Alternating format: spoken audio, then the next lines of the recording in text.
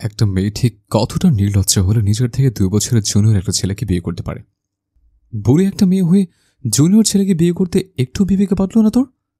আমি না হয় মামের জন্য তোকে বিয়ে করতে বাধ্য হয়েছে, কিন্তু তুই তো চাইলেই পারতে বিয়েটা আটকাতে। আটকালে না কেন? অবশ্য তুই জানতিস তোর মতো বুড়ি একটা মহিলাকে কেউ বিয়ে করবে না, তাই তো আমার মমকে হাত করে নিজের থেকে 2 বছরের জুনিয়র ছেলের গলায় ঝুলে পড়েছিস। বাসরাতে বরের মুখে কুরুচিপূর্ণ কথা শোনার জন্য আমি প্রস্তুত ছিলাম, কিন্তু তুই তুকারি শুনতে হবে এটা আমার ধারণার বাইরে ছিল। এমন কুরুচিপূর্ণ কথা শুনে লজ্জায়, অপমানে, ঘৃণায় আমার চোখ থেকে আপনা আপনি পানি গড়িয়ে পড়ল। হে ইউ, একদম ন্যাকা কান্না করবি না আমার সামনে। তোর মতো থার্ড ক্লাস মেয়েকে আমার খুব ভালো করে চেনা আছে। তুই প্রথমে আমার মমকে হাত করলি, এখন আমার চোখের পানি ফেলে আমাকে হাত করতে চাইছিস? তোর সে চাওয়া কখনো পূরণ হবে না। তোকে জাস্ট আমার বিরক্ত লাগছে। সরেছে আমার চোখের সামনে থেকে। অনেক বেশি বলে ফেলছেন মিস্টার শ্রেয়া সাবরে সায়ান। আমার তো ভাবতেই ঘৃণা লাগছে যে আপনার মতো এত নিচু মানসিকতার লোকের সাথে আমার বিয়ে হয়েছে। আর আপনি কি বলেন আমি আপনাকে হাত করতে চাইছি? হাসালেন মিস্টার শ্রেয়া সাবরে সায়ান। আপনার মতো নোংরা মানসিকতার লোককে আমার হাত করা তো দূরে থাক, আপনার সাথে কথা বলতেই আমার রুচিতে বাড়ছে। ম্যামের মতো এত ভালো একজন মানুষের ছেলের এই শিক্ষা! ছি ছি ছি! মানুষের সাথে কিভাবে কথা বলতে হয় সেই বোধটুকু আপনার মাঝে নেই। এ কথা বলার সাথে সাথেই সায়ান আমাকে দেয়ালের সাথে চেপে ধরে গলায় ছুরি লাগিয়ে বলল, তুই এই শ্রেয়াস আপনার শায়ানের শিক্ষা নিয়ে প্রশ্ন তুলেছিস? মনে হচ্ছে এখনো তোর গলায় ছুরি চালিয়ে দে। আরে তুই কিভাবে বুঝবি ভালোবাসাকে চোখের সামনে শেষ হতে দেখার যন্ত্রণা? ভালোবেসেছিস কখনো? আমি বেসেছি। তুই নিজেও জানিস না তুই আমার কত বড় ক্ষতি করেছিস। তোর জন্য আমার গার্লফ্রেন্ড সুইসাইড করতে বসেছে। আমার গার্লফ্রেন্ড তাকিয়া ফেসবুক একজন নাম করা লেখিকা। 2023 সালে বইমেলায় ওর লেখা বই বের হবে। ওর নখের যোগ্যতা তোর নেই। ওর যদি কিছু হয়ে যায়, ট্রাস্ট মি, আমি সত্যি সত্যি তোকে খুন করে ফেলব। আমাদের চিৎকার চেঁচামেচিতে ম্যাম আর আঙ্কেল আমাদের রুমে চলে আসলেন। ম্যাম এসে সায়ানকে থাপ্পড় দিয়ে বললেন, ছি সায়ান ছি, আমি এই শিক্ষা দিয়েছি তোমাকে? বাসর রাতে তুমি বউয়ের গায়ে হাত তুলছো, তার সাথে তুই তুকারি করছো। তোমার এতটা অধঃপতন হবে আমি ভাবতে পারিনি। মম, তুমি ভুলে যাবে না এই বিয়েটা আমি নিজের ইচ্ছে করিনি। তুমি আমাকে বাধ্য করেছে বুড়ি মহিলাকে বিয়ে করতে। তোমার ইচ্ছা বিয়ে করেছি তাই বলে ভেবো না অন্যদের মতো এই বুড়ি মহিলাকে নিয়ে আমি সংসার করব। বউ হিসেবে না মানো, অন্তত সিনিয়র হিসেবে প্রাপ্য সম্মানটুকু তো দিতে পারতে। পাশ থেকে আঙ্কেল বলে উঠল, তোমাকে আমি বারবার বারণ করেছিলাম মীরা, এমন থার্ড ক্লাস মেয়ের সাথে সায়নের বিয়ে দিও না, ওর জীবনটা নষ্ট হয়ে যাবে। কিন্তু তুমি শুনলে না আমার কথা, একবারও ভেবে দেখলে না এর পরিণতি ঠিক হবে কি? এখন আবার বাহিরের একটা মেয়ের জন্য তুমি আমার ছেলের গায়ে হাত তুললে মীরা। তুমি ভুলে যাবে না ও এখন কোনো বাইরের মেয়ে নয়। শরীয়ত মোতাবেক ও এখন এ বাড়ির বউ, সায়ানের স্ত্রী। ম্যাম আমার সামনে এসে আমার হাত দুটো তার হাতের মুঠোয় নিয়ে বললেন, সায়ানের হয়ে আমি তোর কাছে ক্ষমা চাচ্ছি। তুই আমাকে ক্ষমা করে দিস মা। আমি একজন ব্যর্থ মা, ব্যর্থ শিক্ষিকা, যে কিনা হাজার হাজার ছেলে মেয়েদের শিক্ষা দেয়, অথচ তার নিজের ছেলেকেই শিক্ষা দিতে পারেনি। তুই এই রুম থেকে চল। এইখানে তোকে এই মানুষরূপী কুকুরের সাথে আমি কিছুতেই থাকতে দিব না। ম্যাম আমাকে ওনার রুমে নিয়ে এসে একটা সুতি শাড়ি দিল বিয়ের শাড়ি পাল্টে পরার জন্য। আমি ফ্রেশ হয়ে এসে দেখি ম্যাম আমার জন্য খাবার নিয়ে বসে আছে। আসলে সকাল থেকে কিছু খাওয়া হয়নি, প্রচণ্ড ক্ষুধা লেগেছে, কিন্তু সমাজের কথা শুনে খাওয়ার ইচ্ছাটাই মরে গিয়েছিল। এখন ম্যামের হাতে বিরিয়ানি দেখে খাওয়ার ইচ্ছাটা আবার তরতাজা হয়ে গিয়েছে। বিরিয়ানি দেখে জিভা লকলক করছে, কিন্তু নতুন বউ হয়ে তো আর একবার বলাতেই খাওয়া শুরু করা যাবে না। ম্যাম 2-3 বার বলবে, তারপর খাওয়া শুরু করব। আমাকে দাঁড়িয়ে থাকতে দেখে ম্যাম বললেন, ঝটপট খাবারটুকু শেষ কর। পেটে ক্ষুধা, মুখে সৌজন্যতা বজায় রেখে বললাম, আমার খেতে ইচ্ছে করছে না ম্যাম। এদিকে বস, আমি খাইয়ে দিই, যদি তোর কোনো আপত্তি না থাকে। না না ম্যাম, আমার আপত্তি থাকবে কেন? আমি তোর জীবনটা শেষ করে দিলাম তাই না রে? তোকে কলঙ্ক থেকে বাঁচাতে গিয়ে একটা মিথ্যা সম্পর্কে জড়িয়ে দিলাম। অবশ্য তুই প্রথম যেদিন স্কুলে জয়েন হলি সেদিনই তোকে দেখে আমার ভালো লেগেছিল। লম্বায় 5 ফুট 4 ইঞ্চি একটা মেয়ে, হালকা পাতলা গড়ন, গায়ের রং টকটকে ফর্সা, হাঁটু পর্যন্ত চুল, ডাগর ডগর চোখ, যে চোখের মায়ায় আমি ডুবে গেছিলাম। তখনই আমার মনের মধ্যে সুপ্ত ইচ্ছা জেগেছিল তোকে সায়ানের বউ করার। কিন্তু তুই যে সায়ানের সিনিয়র ছিলি, তার জন্যই আমার ইচ্ছাটা দমিয়ে রেখেছিলাম। কিন্তু আল্লাহ আমার সেই ইচ্ছাটা পূরণ করেছে। আজ তুই সায়ানের স্ত্রী। সায়ান তোকে মানুক বা না মানুক, তুই সায়ানের বউ হয়ে না, স্বামীরার মতো আমার আরও একটা মেয়ে হয়ে এই বাড়িতে থাকবি। আচ্ছা ম্যাম, একটা কথা বলুন তো, আমার সাথেই কি এমন হবার ছিল? আর যদি আমার বাবা মা বেঁচে থাকতো, তাহলে আমাকে আশ্রিতা বুড়ি উপাধি পেতে হতো না। বাদ দে মা, পুরনো কথা ভেবে মন খারাপ করিস না। আল্লাহ যা করেন আমাদের ভালোর জন্যই করেন। স্বামীরা তো ঘুমিয়ে পড়েছে, তুই বরং আমার পাশে শুয়ে পড়, আমি তোর মাথায় বিড়ি কেটে দিই।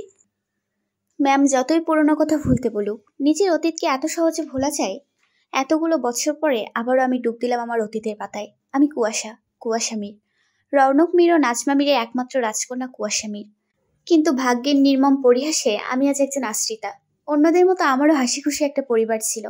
আমার বাবা একজন নামকরা ব্যবসায়ী, আর মা একজন ব্যাংকার ছিল। আমি ছিলাম আমার বাবা মায়ের চোখের মণি। প্রতি বছর আমার বার্ষিক পরীক্ষা শেষ হলে আমি বাবা মা ফ্যামিলি ট্যুরে চলে আসতাম। সেই বছরও তার ব্যতিক্রম ছিল না। ডিসেম্বরে পরীক্ষা শেষ করে আমরা ফ্যামিলি ট্যুরে রওনা দিলাম কক্সবাজারের উদ্দেশ্যে। গাড়ি চলছে তার আপন গতিতে। বরাবরই আমার গাড়িতে ঘুমানো অভ্যাস।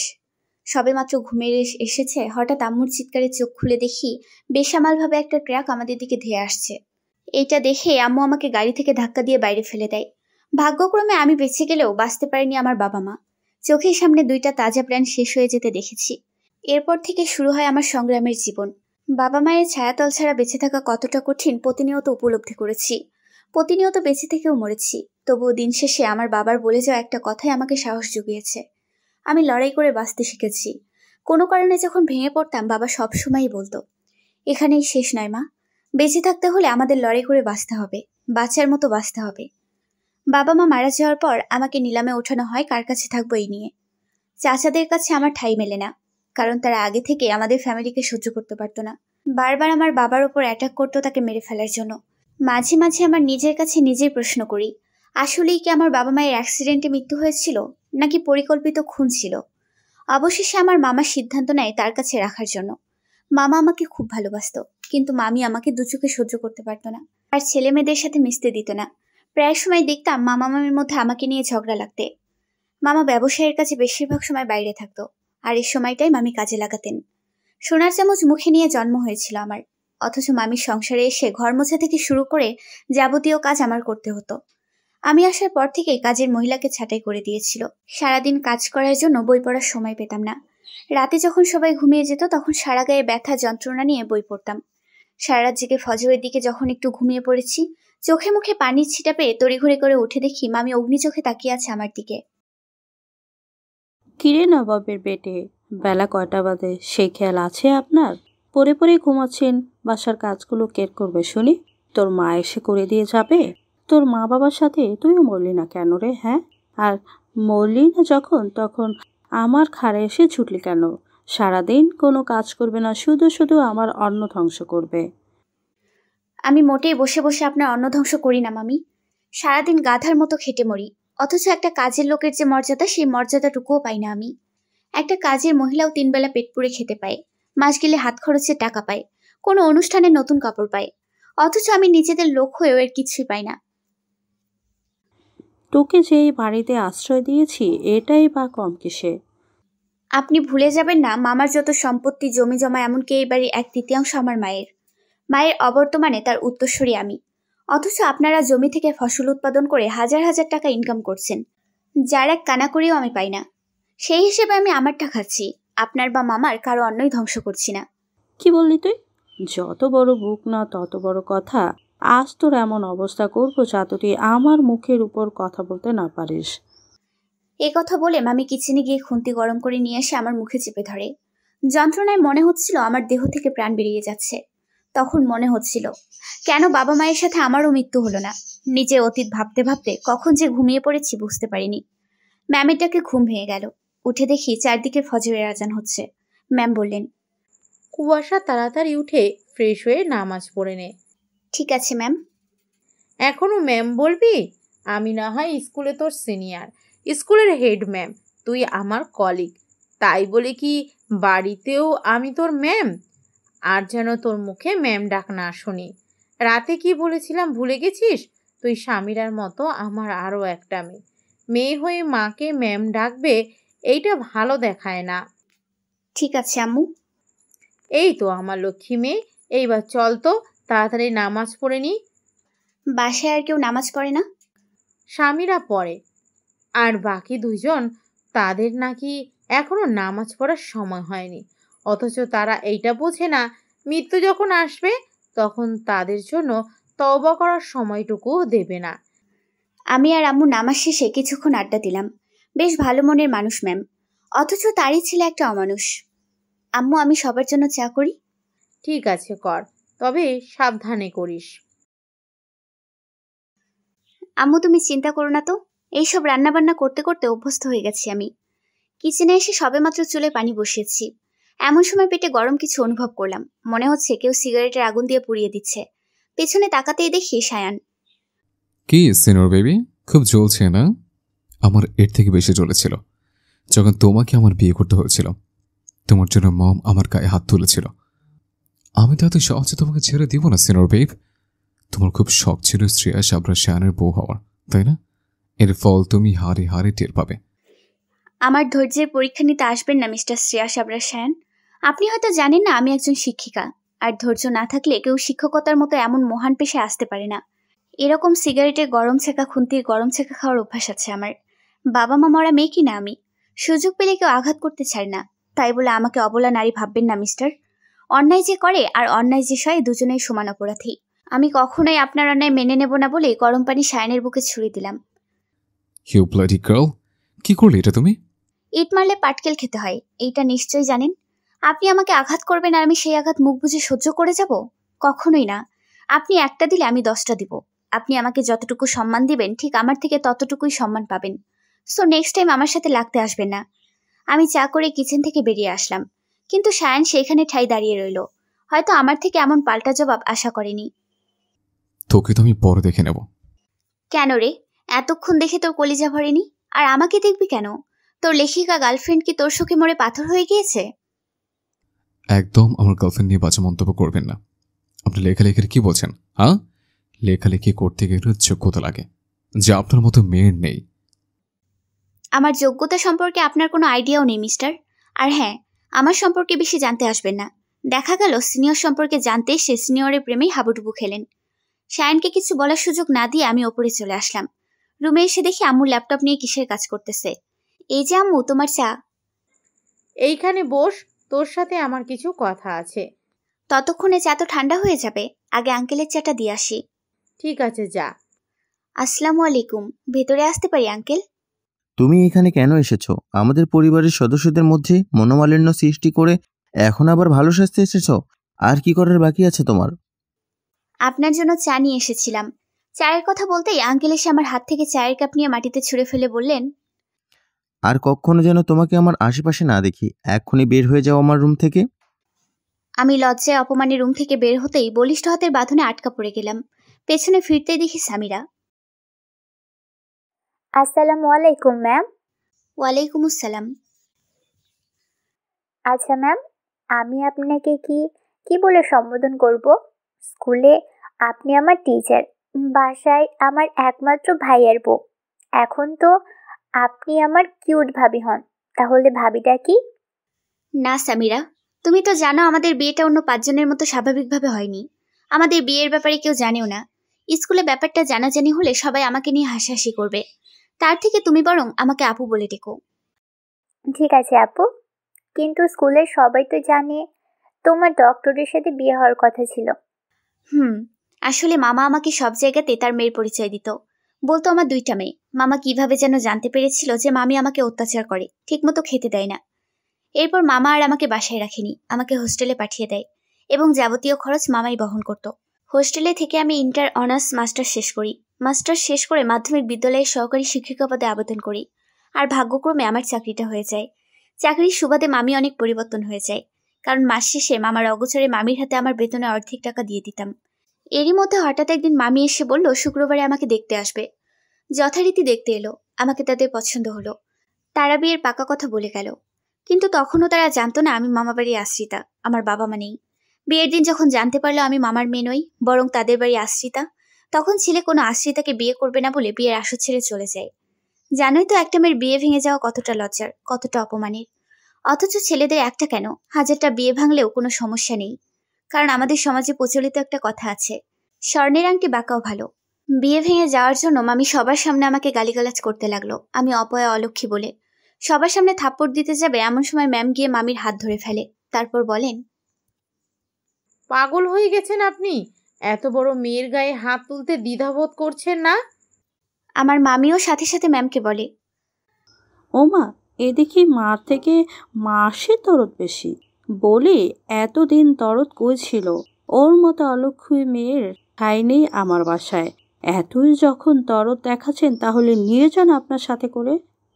হ্যাঁ, নিয়ে যাব আমার একমাত্র ছেলের বউ করে। কুয়াশার অপমান, অত্যাচারের কথা অনেক শুনেছি আর স্বচক্ষে দেখলাম। কুয়াশার বিয়ে হবে এবং এক্ষুনি হবে। তারপরে ম্যাম সায়ানকে বিয়ের কথা বলে। তা শুনে সায়ান বলে, মম, মাথা ঠিক আছে তোমার? তুমি আমাকে বারবার অনুরোধ করেছিলে এই বিয়েতে উপস্থিত থাকার জন্য, তাই আমি এসছি। এই বিয়ে করতে আমি এখানে আসিনি। তাছাড়া তুমি তো জানো আমার গার্লফ্রেন্ড আছে। তবু তুমি কিভাবে এই মহিলাকে বিয়ে করতে বলেছ, যে কিনা আমার 2 বছরের সিনিয়র? তুমি বিয়ে করবে কি না? মম, একটু বোঝার চেষ্টা করো। করবে কি না, হ্যাঁ অথবা না? তুমি খুব ভালো করে জানো আমি তোমার কোনো কথা ফেলতে পারি না, তার জন্যই আমারটা করলে। ঠিক আছে, আমি বিয়ে করব, তবে শুধু কাগজে কলমে। তাকে কখনো আমি স্ত্রীর মর্যাদা দিতে পারবো না। এরপরে সবই তো তোমার জানা আছে সামিরা। আপু, একটা কথা বলি।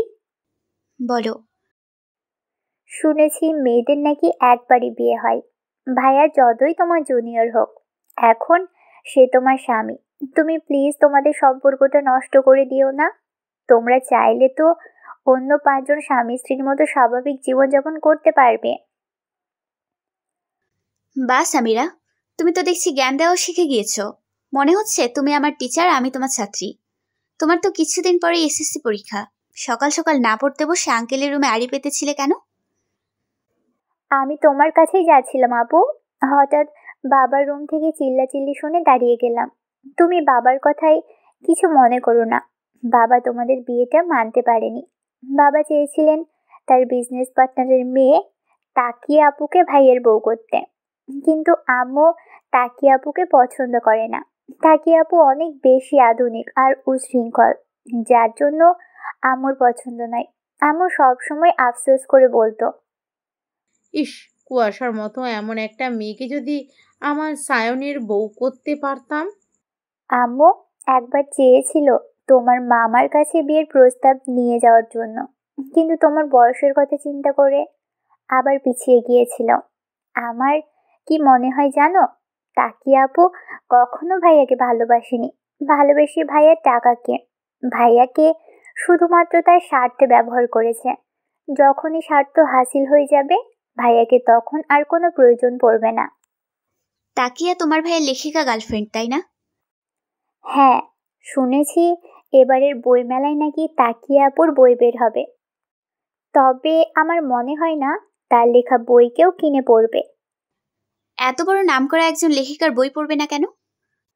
আপু যে কুকুরের মতো ব্যবহার, 2 কলম লিখতে পেরে নিজেকে অনেক বড় কিছু মনে করে। তোমার ভাইয়া তো খুব এক্সাইটেড তার লেখিকা গার্লফ্রেন্ডের বই প্রকাশিত হওয়ার জন্য। সামিরা আমার কথার মাঝে সায়ান চলে আসে। সামিরাকে বলে, কি রে সামিরা, তুই সকাল সকাল পড়তে না বসে এই বুড়ি মহিলার সাথে কিসের এত গল্প করছিস? ও নিশ্চয়ই তোকে কুবুদ্ধি দিচ্ছে। এই বুড়ি মহিলার থেকে সাবধান থাকবে। ভাইয়া, কাকে বুড়ি বলছো তুমি? আমার মনে হয় তোমার চোখই বুড়ো হয়ে গেছে। তুমি জানো আপুর জন্য ভার্সিটির কত ছেলেরা পাগল। একবার তো আমাদের স্কুলে সাংস্কৃতিক অনুষ্ঠানে একটা জুনিয়র ছেলে আপুকে পুরো স্কুল ক্যাম্পাসের সামনে প্রপোজ করেছিল। হ্যাঁ, যে না চেহারা, নাম রাখছে তার পেয়ারা। সিনিয়র বেবি, তোমার সাথে আমার রুমে চলো। কেন? বাসর পালন করব, তাই রাতে তো কিচ্ছু করতে পারিনি, তাই দিনে করব। তাদের রুমে আসো। আমি আপনার কথা শুনতে বাধ্য নই। কিভাবে বাধ্য করতে হয় আমার খুব ভালো করেই জানা আছে। আমি যখন বলেছি যাব না, আমার সম্পূর্ণ কথা শেষ হওয়ার আগেই শায়ান আমার হাত ধরে টানতে টানতে ওর রুমে নিয়ে গিয়ে দরজা বন্ধ করে দিয়ে শার্টের বোতাম খুলতে খুলতে আমার দিকে এগিয়ে আসতে লাগলো। এ কি, কোন ধরনের অসভ্যতাম শুরু করেছেন? শার্টের বোতাম খুলছেন কেন? তোমাকে দেখাতে। ছি ছি, আমি কি আপনার বডি দেখতে চেয়েছি? ডার্টি মাইন্ডের লোক একটা। I hate your dirty mind. তোমাকে এটা দেখাতে চাচ্ছি যে তুমি গরম পানি ছুঁড়ে আমার বুকে কি অবস্থা করেছ। দেখো কিরকম লাল বর্ণ ধারণ করেছে। তুমি কিভাবে পারলে এরকম ভাবে গরম পানি ছুটতে? আহা হা হা, নিজের বেলায় চালটা আর পরের বেলায় ঠান্ডা। আপনি যে অমানুষের মতো আমাকে সিগারেটের আগুন দিয়ে পুড়িয়ে দিলেন, সেই বেলায় কিছুই না। আপনাকে গরম পানি ছুঁড়েছি, বেশ করেছি। নেক্সট টাইম এই আঘাতই আপনাকে মনে করিয়ে দেবে আমার সাথে লাগতে আসার পরিণতি। এখন দরজা খুলুন, আমি বের হব। কি হলো, কথা কানে যায় না? ঠিক আছে, আমি নিজেই খুলে নিচ্ছি। বলেই যেই না দরজা খুলতে যাব, তখনই শায়ান আমার পেছন থেকে আমার হাত মুচড়ে দিয়ে বলল, এত তাড়াতাড়ি আমি তোমাকে ছাড়ছি না সিনিয়র বেব। আঘাত যখন তুমি দিয়েছ, মলমত তুমিই লাগাবে। আমি কেন? আপনার লেখিকা গার্লফ্রেন্ডকে ফোন করুন, সে এসে আদর্শ হাত দিয়ে ক্ষত সারিয়ে তুলবে। তোমার এই নোংরা মুখে তুমি আমার গার্লফ্রেন্ডের নাম উচ্চারণ করবে না। শুধুমাত্র তোমার জন্য তাকে আজ হসপিটালে মৃত্যুর সাথে পাঞ্চা লড়ছে। এর জন্য তুমি দায়ী। তাকে যদি সত্যি কিছু হয়ে যায়, আমি কিন্তু তোমাকে ছেড়ে কথা বলবো না। ও মা গো, ট্রু লাভ! আপনার ট্রু লাভ কখনোই আপনাকে ভালোবাসেনি।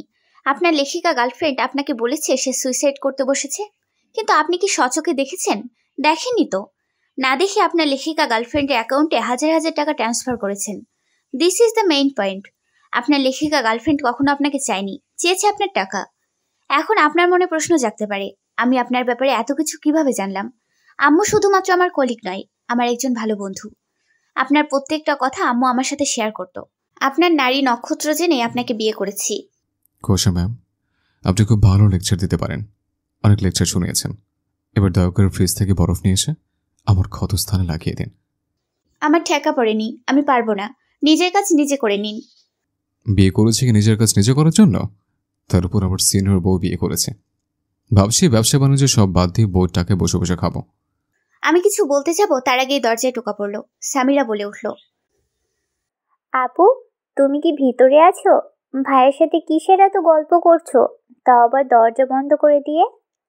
আম্মু এক্ষুনি ডাকছে তোমাকে, তাড়াতাড়ি আম্মুর রুমে এসো। ঠিক আছে সামিরা, তুমি যাও, আসছি আমি। তুমি কোথাও যাচ্ছ না সিনিয়র বেব। আগে আমার ক্ষতস্থানে বরফ লাগিয়ে দাও। আমি পারবো না, আম্মু ডাকছে, আসছি আমি বলে দরজা খুলে চলে আসলাম। আম্মু ডেকেছো? হ্যাঁ, বস।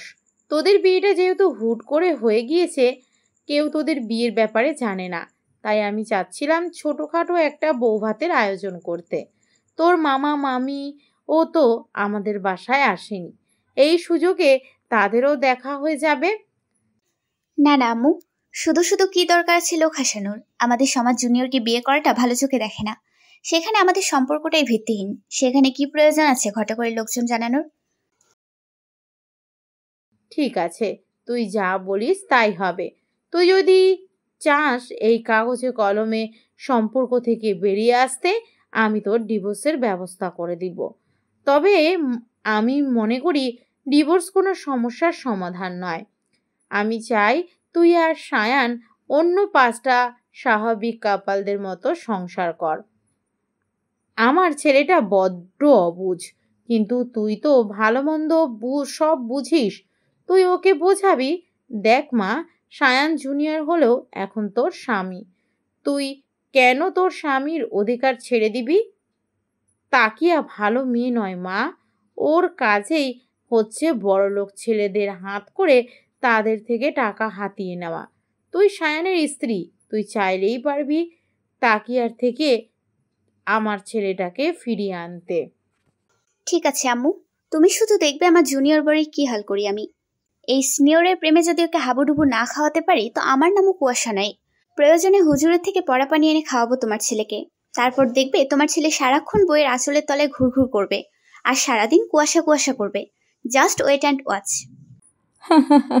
পাগলি মেয়ে আমার, আমিও চাই আমার অবুঝ ছেলেটার একটু সুবুদ্ধি হোক।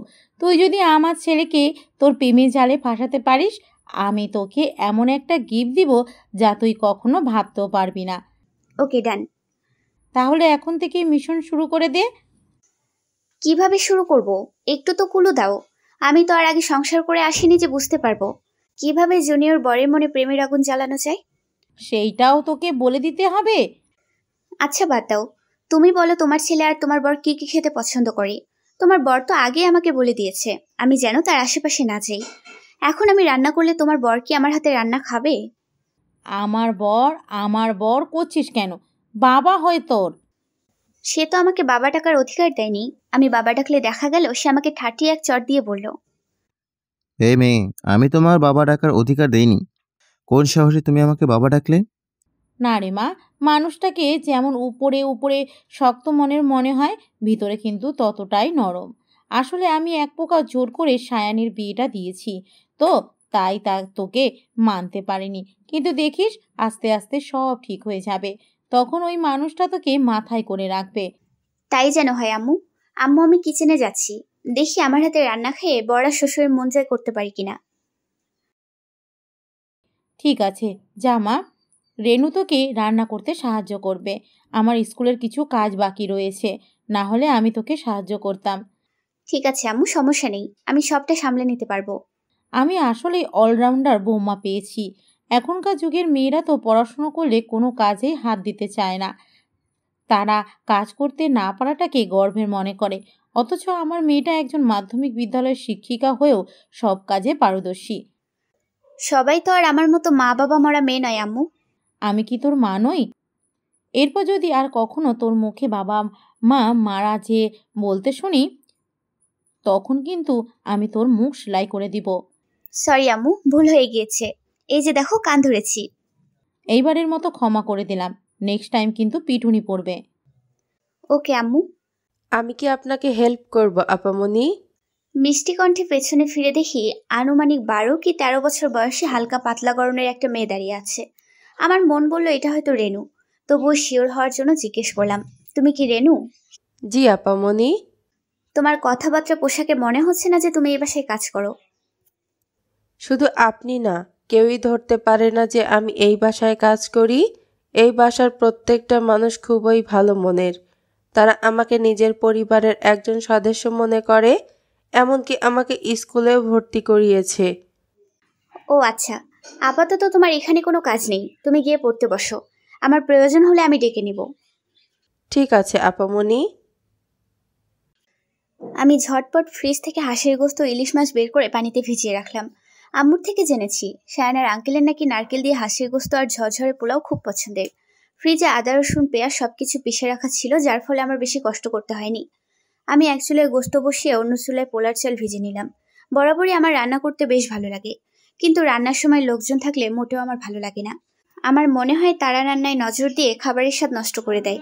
এমনকি আম্মু বেঁচে থাকতে যখন ছুটি দিনে কখনো রান্না করতে ইচ্ছে করতো, আম্মুকে আমি কিচেনে অ্যালাউ করতাম না। এ নিয়ে আব্বু আম্মু সারাক্ষণ আমাকে টিচ করতো। পুরোনো কথা মনে পড়তেই আপনা আপনি চোখ থেকে পানি গড়িয়ে পড়ল।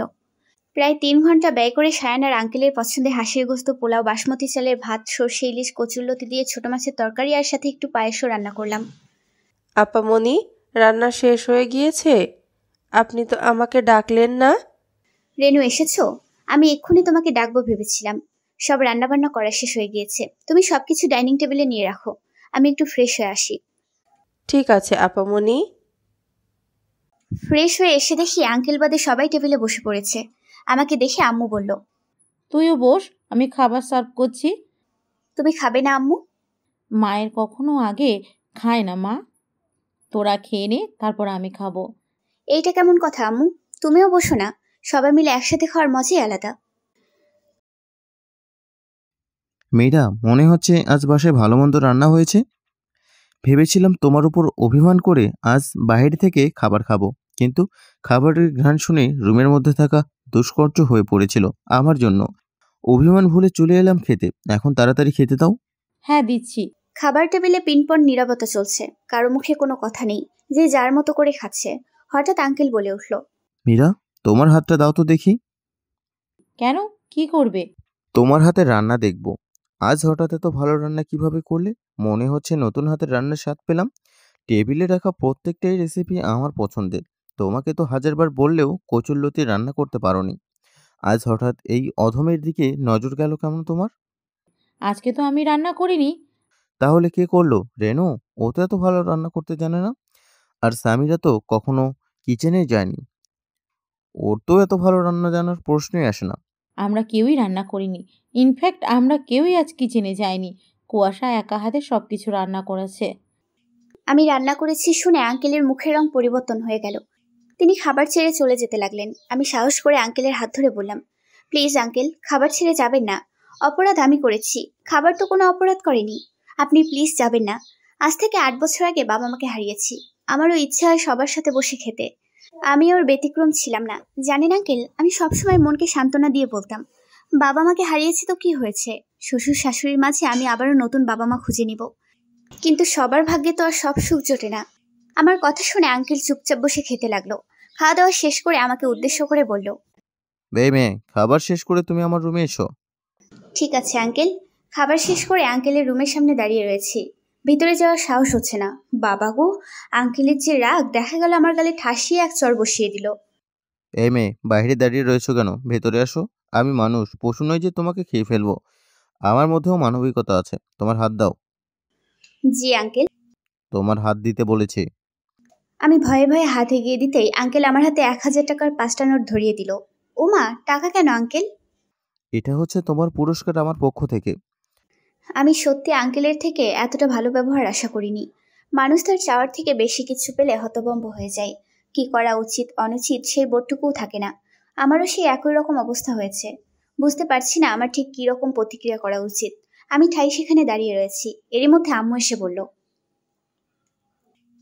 বাহ, আমি যে তোমাকে 30টা বছর রান্না করে খাওয়াচ্ছি, কই আমাকে তো কখনো এমন পুরস্কার দাওনি। দেখো মীরা, ভালো জিনিসের প্রশংসা করতে আমি কখনোই পিছুপা হই না। তুমি ইদানিং বুড়ি হয়ে গিয়েছো, রান্নার দিকে তেমন কোনো মনোযোগই দাও না, তাই রান্নার স্বাদটাও আগের মতো নেই। এই কি বললে তুমি? আমি বুড়ি হয়ে গিয়েছি? তুমি জানো ভার্সিটির কত টিচাররা এখনো আমার দিকে তাকিয়ে থাকে? তারা তো তোমার ওই সাদা চুল দেখেই এটাই ভাবে যে তোমার মতো বুড়ি মহিলা আমার মতো একটু হ্যান্ডসাম বর পেল কিভাবে। কিছুদিন পরে দাদু হয়ে যাবে আর এখনও নিজেকে হ্যান্ডসাম দাবি করছো। দেখেছো আপু, তুমি মাত্র একদিন হয়েছে এ বাসায় বউ হয়ে এসেছ, আর এরই মধ্যে আমাদের বাসার পরিবেশটাই পাল্টে গেছে। আস্তে আস্তে দেখো, বাবা তোমাকে অনেক ভালোবাসবে। আমার তো হিংসে হচ্ছে আপু, আমার বাবা মায়ের ভালোবাসায় ভাগ বসাবে তুমি। তোমাকে তো এই বাসায় রাখছি না সামিরা। তোমার এসএসসি পরীক্ষা শেষ হলেই আম্মুকে বলে তোমাকে এই বাসার থেকে বিদায় করে দিব। আমিও আমার ভালোবাসায় তোমাকে ভাগ বসাতে দিব না। আমি তো তাড়াতাড়ি বিয়ে করব না আপু, আমিও তোমার মতো আম্মুর মতো একজন আদর্শ শিক্ষিকা হব। আপু, তুমি বরং ঝটফট আমাকে ফুপি আম্মু বানিয়ে দাও। বলেই সামিরা এক দৌড়ে রুমে চলে গেল। রুমে এসে দেখি সায়ান কোলের ওপর ল্যাপটপ বসিয়ে কাজ করছে। আমি তড়িঘড়ি করে ল্যাপটপ সরিয়ে সায়ানের কোলের ওপর বসে পড়লাম। সিনোর বেবি, তোমার সাহস কিন্তু বেড়েই চলেছে। সকালের ঘটনা কি তুমি ভুলে গেছো? তোমার সাহস হলো কি করে আমার কোলে বসা? কোলে বসেছি বেশ করেছি। আপনি আমার বিয়ে করা বর। শুধু কোলে নয়, আপনার ঘাড়ে বসারও অধিকার রাখি আমি। আর আজ থেকে আমি এই রুমে এই বিছানায় থাকবো। ইম্পসিবল। ভুলেও আমার ধারে কাছে আসবে না। যেখানে আছো সেখানেই থাকো। ও মা, বিয়ে করেছি কি বর ছেড়ে দূরে থাকার জন্য? তার উপর বর যদি জুনিয়র হ্যান্ডসাম হয় তাহলে তো কোনো কথাই নেই। সিনোর বেবি, তুমি নামো তোমার কোল থেকে। যে মুটকি তুমি, আমার হাতটি গুটটি ভেঙে গুঁড়ো গুঁড়ো হয়ে গেল। সিরিয়াসলি আমি মুটকি? কোনো সন্দেহ আছে? এটা তুমি কি করলে সিনোর বেব? সরি, আমি আসলে অতি খুশি হয়ে দিয়ে দিয়েছি। আশ্চর্য, মুটকি বলে খুশি ওর কি আছে? আমার কতদিনের ইচ্ছা কেউ আমাকে মুটকি বলবে, আর আমি মুটকি কথাটা শুনে আমার কান দুটো সার্থক করব। আজ আপনি আমার সেই চাওয়াটা পূরণ করেছেন। আমার স্বাস্থ্যের জন্য সবাই আমাকে শুটকি বলে খ্যাপাতো। এমনকি রাস্তার কুকুরটাও আমার দিকে ফ্যাল করে তাকিয়ে ভাবতো, এটা কি মানুষ নাকি হাড্ডির বস্তা। যান, আজকের এই খুশিতে আপনাকে একদিন ট্রিট দিয়ে দিব। তোমার হাতে কি সিনোর বেবি? নিশ্চয়ই ড্যাড ডেকে নিয়ে ক্যালানে দিয়েছে। ড্যাড একদম উচিত কাজ করেছে। জি না, আঙ্কেল পুরস্কার স্বরূপ আমাকে 5000 টাকা দিয়েছে। টাকার কথা বলতেই শায়ন সোমের আমার হাতের থেকে টাকা নিয়ে গেল। আপনি আমার টাকা নিলেন কেন? এই টাকাটা আঙ্কেলের থেকে আমার প্রথম পাওয়া। আমার কাছে এই 5000 টাকার মূল্য 5 কোটি টাকার সমান। আপনি আমার টাকা ফেরত দেন বলছি। আমার এখন টাকার প্রয়োজন, তাই নিয়েছে। তোমাকে পরে শোধ করে দিব। আমিও শায়ানের হাত থেকে টাকাটা নিয়ে নিলাম। মিস্টার শায়ান, আপনি যদি বাগানে কচু হয়ে থাকেন, আমিও গাছের বাতাবি লেবু। আমার সাথে টক্কর নেওয়া এত সহজ নয় মিস্টার শ্রেয়াস আবরার শায়ান। আপনার টাকার প্রয়োজন বলতে শুধু টাকিয়ার পেছনে ফালতু টাকা ব্যয় করা, এটা আমি খুব ভালো করেই জানি। আমার টাকা আমি যেভাবে ইচ্ছা যার পেছনে ইচ্ছা ব্যয় করব, এই ব্যাপারে তুমি বলার কে? আমি আপনার বিয়ে করাবো, আপনার ওপর সম্পূর্ণ অধিকার আছে আমার। এখন থেকে আপনার অ্যাকাউন্টে কোনো টাকা থাকবে না, সব টাকা আমার অ্যাকাউন্টে ট্রান্সফার হবে। মাস শেষে আমি আপনাকে হাত খরচের টাকা দিব। অখাতে অনেক টাকা ব্যয় করেছেন, আর নয়। তুমি কিন্তু তোমার লিমিট ক্রস করে যাচ্ছ সিনিয়র বেব। আমি তোমার কোনো কথা শুনতে বাধ্য নই। আপনি ভুলে যান কেন আমি একজন শিক্ষিকা? শিক্ষিকারা অবাধ্যকে কিভাবে বাধ্য করতে হয় সেটা খুব ভালো করেই জানে। Look at the phone. কিসের ভিডিও এটা? আপনি নিজে চোখেই দেখুন। ছি ছি, এমন একটা নোংরা ভিডিও করতে তোমার একটু বিবেকে বাঁধলো না? এক্ষুনি ডিলিট কর বলছে। নো ডিয়ার, আপনি যদি আমার কথা অনুযায়ী না চলেন এই ভিডিও মুহূর্তের মধ্যে ভাইরাল হয়ে যাবে। তো মিস্টার জুনিয়র, একবার ভেবে দেখুন তো, আপনার এই লজ্জাজনক ভিডিও একবার যদি ভাইরাল হয়ে যায়, আপনার নাম, যশ, খ্যাতি, ক্যারিয়ার, এমনকি আপনার লেখিকা গার্লফ্রেন্ডও হাতছাড়া হয়ে যাবে। নাও ইয়োর চয়েস। আমার কথা অনুযায়ী চলবেন নাকি ভিডিও ভাইরাল করব? গতকাল রাতে আমার ট্রাউজার খুঁজে পেয়েছিলাম না, তাই লুঙ্গি পরে ঘুমিয়েছিলাম। লুঙ্গিতে আমার দুর্বলতা রয়েছে, আর তুমি আমার সেই দুর্বলতার সুযোগ নিয়েছ। তুমি মজা ঠিক করনি সিনিয়র বেবি। রাতে আমার লাগেজ নিতে এসে দেখি যে আপনার লুঙ্গি আকাশে উড়ে গেছে। আমিও ভাবলাম আপনার মতো ঘাটতারাকে সোজা করতে এর থেকে ভালো কোনো অস্ত্র আর নেই। ব্যাস ভিডিও করে নিলাম। কিন্তু আপনি তো আমার কথা অনুযায়ী চলবেন না। তার চেয়ে বরং ভিডিওটা আমি ভাইরাল করে দিই। অনেক লাইক, কমেন্ট, শেয়ার হবে। আপনার ভিডিও ভাইরাল করে আমিও ভাইরাল হয়ে যাব। এক মাঘে কিন্তু সে চায় না। আমারও সময় আসবে, তখন আমি তোমাকে ঠিক দেখে নেব। উফ জুনিয়র, বিশ্বাস করো, আমিও চাই তুমি আমাকে দেখো। আমি তো তোমাকে বারণ করি না দেখতে। দেখো না, কলিজা ভরে দেখো। খুব মজা লাগছে তোমার, তাই না? অবশ্যই। কি করব বলো? সোজা আঙুলে যখন ঘৃণা ওঠে তখন আঙুল তো বাঁকা করতেই হয়। শায়নের সাথে এভাবে মজা আর খুনসুটিতে কেটে যায় 1 সপ্তাহ। বিয়ে উপলক্ষে স্কুল থেকে 1 সপ্তাহের ছুটি নিয়েছিলাম। আজ থেকে আবার স্কুলে জয়েন করতে হবে। আমি তাড়াতাড়ি উঠে ফজরের নামাজ পড়ে নিলাম। শায়ানকে অনেকবার ডাকলাম কিন্তু উঠল না। আমি জানি শায়ান জেগে জেগে ঘুমানোর ভান করছে, যাতে নামাজ না পড়তে হয়। শায়ান খুব খারাপ হয়ে যাচ্ছে কিন্তু। সিনেমাতে দেখতাম গাড়ি নিয়ে গাছের সাথে অ্যাক্সিডেন্ট করে নায়ক নায়িকার স্মৃতিশক্তি হারিয়ে যেত। কিন্তু তোমার কি অতিরিক্ত ঘুমের কারণে স্মৃতিশক্তি হারিয়ে গেল নাকি? তুমি কি ডিলের কথা ভুলে গিয়েছো? এখন থেকে ঠিক 5 মিনিট সময় দিলাম। এর মধ্যে যেন দেখি তুমি মসজিদে চলে গিয়েছো। আমার কথার অবাধ্য হলে জানো তো কি করব? বেশি কিছু করব না বেবি, শুধু ভিডিওটা ভাইরাল হয়ে যাবে। যাচ্ছি তো সিনিয়র বেবি, এত প্যারা দাও কেন? সোজা করে বললেই তো পারো। আমি রুমটা গুছিয়ে কিচেনে চলে গেলাম। কিচেনে গিয়ে দেখি আম্মু নাস্তা রেডি করছে। Good morning to baby. আমি আম্মুকে পেছন থেকে জড়িয়ে ধরে বললাম, গুড মর্নিং আম্মু। তুমি কিচেনে কেন আম্মু? আমি রান্না করতাম। তুই তো এই 1 সপ্তাহ রান্না করেছিস মা। আজকে থেকে তোর আবার স্কুলে জয়েন করতে হবে। এখন রান্না করে আবার দিনভরে বকবক করতে হবে। অনেক কষ্ট হয়ে যাবে তোর। আমার তো তেমন ক্লাস নিতে হয় না, কিন্তু তোর তো অনেকগুলো ক্লাস নিতে হয়। তাই ভাবলাম আমিই রান্না করি, তুই বরং ছুটির দিনে রান্না করিস। ঠিক আছে আম্মু। আমি নাস্তা সেরে রেডি হয়ে স্কুলে চলে আসলাম। স্কুলে এসে মিনহাজের সাথে দেখা হয়ে গেল। আরে কুয়াশা, কেমন আছো? আলহামদুলিল্লাহ ভালো। আপনি কেমন আছেন স্যার? আমার আর ভালো থাকা হলো কই, বাদ দাও আমার কথা। তোমার সংসার জীবন কেমন চলছে? আপনাকে তো বলা হয়েছিল, আসলেন না কেন বিয়েতে? চোখের সামনে নিজের ভালোবাসার মানুষকে অন্যের হতে দেখার সাহস আমার ছিল না কুয়াশা। মানে কি স্যার? কে আপনার ভালোবাসার মানুষ? মিনহাজ স্যার আমার কথার উত্তর না দিয়ে বলল, কুয়াশা চলো আমরা ক্যান্টিনে গিয়ে বসি, যদি তোমার কোনো আপত্তি না থাকে। ক্লাস শুরু হওয়ার এখনো তো দেরি আছে। ঠিক আছে স্যার, চলুন। আমরা ক্যান্টিনে গিয়ে বসলাম। বেশ বড় ক্যান্টিন একটা, অনেক মানুষের আনাগোনা হয় এখানে। কুয়াশা কি খাবে বলো? খালি মুখে তো আর গল্প জমবে না। আমি মাত্রই নাস্তা সেরে এসেছি, এখন কিছুই খাবো না। খাবো না বললে তো হবে না, কিছু একটা খাও। ঠিক আছে, কফি খাওয়াই যায়। আমরা দুজনে কফি খাচ্ছি আর গল্প করছি। হঠাৎ টেবিলের অপর সাইডে পরিচিত একটা মুখ দেখে থমকে গেলাম। আমার বিশ্বাসই হচ্ছে না ও এইখানে, তাও আবার এই অবস্থায়। টেবিলের অপর সাইডে আর কেউ নয়, স্বয়ং তাকিয়া বসে রয়েছে। শুধু তাকিয়া একা নয়, ওর সাথে একটা ছেলেও বসে রয়েছে। দুজনে এমনভাবে চিপকে রয়েছে যেন তারা স্বামী স্ত্রী। কিছুদিন আগে সামিরা আমাকে দেখিয়েছিল তাকিয়ার ছবি, যার কারণে আমার চিন্তা অসুবিধা হয়নি যে এটা তাকিয়া। তার মানে আমার সন্দেহই ঠিক, তাকিয়া সুইসাইড করে মিথ্যা নাটক করে সায়ানের থেকে হাজার হাজার টাকা হাতিয়ে নিয়েছে। আর সায়ান সেটা বুঝতেও পারেনি। আম্মু ঠিকই বলেছিল, সায়ানটা বড্ড অবুঝ, বয়সের দিক থেকে পরিপক্ক হয়েছে, কিন্তু বুদ্ধি বাড়েনি। আমিও ঝটপট কয়েকটা পিক তুলে নিলাম আমার জুনিয়র বয়ের লেখিকা গার্লফ্রেন্ডের। কিন্তু একটা বিষয় আমি কিছুতেই বুঝতে পারছি না। আমি যতটুকু জানি তাকে একজন বড়লোক বাবার মেয়ে, ওর তো টাকা পয়সার কোনো অভাব থাকার কথা নয়। তারপরও তাকে আর সায়ানের থেকে কেন মিথ্যা কথা বলে টাকা নেয়? কি এমন কারণ থাকতে পারে? এ কি কুয়াশা, কফি খাচ্ছ না কেন? ঠান্ডা হয়ে যাবে তো। এই যে খাচ্ছি তো। তোমাকে কোনো কারণে চিন্তিত লাগছে, কি হয়েছে কুয়াশা? আমাকে বন্ধু মনে করে বলতে পারো। কিছু না স্যার, আজকে নবম শ্রেণীতে আমার জাবেদার ক্লাস নিতে হবে। বাসা থেকেও প্রিপারেশন নিয়ে আসিনি, তাই ভাবছিলাম ঠিকমতো পারবো তো ক্লাস নিতে। তুমি বরং এখন বইয়ের পাতায় একটু চোখ বুলিয়ে নাও, আমার এক্ষুনি ক্লাস শুরু হবে। আসছি আমি, বাই। ঠিক আছে স্যার। মিনহাজ স্যারের সাথে কথা বলতে বলতে টেবিলের অপর সাইড কখন যে ফাঁকা হয়ে গেছে বুঝতে পারিনি। ও শিট, সাপুরে বিন বাজানোর আগেই সাপ হাতছাড়া হয়ে গেল। কোনো ব্যাপার না, গর্ত খুঁড়ে কিভাবে সাপ বের করতে হয় এই কুয়াশার খুব ভালো করেই জানা আছে। ক্যাশ কাউন্টারে বিল পেমেন্ট করতে গিয়ে শুনি মিনহাজ স্যার বিল পরিশোধ করে গিয়েছে। আচ্ছা আঙ্কেল, 4 নাম্বার টেবিলে যারা বসেছিল, আপনি কি তাদেরকে চেনেন? আমি তো খেয়াল করিনি মা। আচ্ছা, তুমি 2 মিনিট অপেক্ষা করো, আমি সিসি ক্যামেরা চেক করে বলছি। ঠিক আছে আঙ্কেল। মা, এই মেয়েটার নাম তাকিয়া, আর সাথে ওর হাজবেন্ড রিয়ান। কিছুদিন আগেই এদের বিয়ে হয়েছে।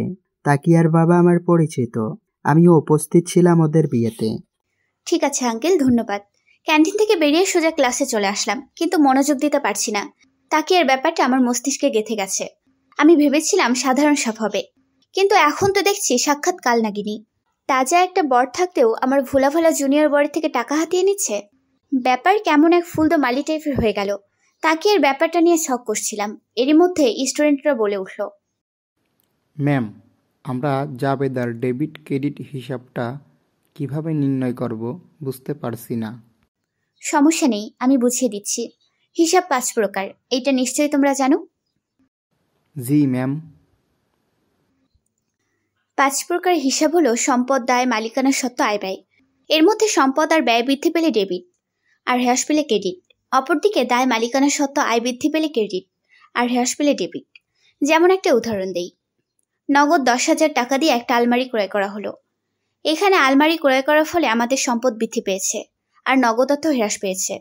তাহলে আমাদের জাবেদা হবে সম্পদ বৃদ্ধি পাওয়ার জন্য আলমারি হিসাব ডেবিট, আর নগদ অর্থ কমে যাওয়ার জন্য নগদার হিসাব ক্রেডিট।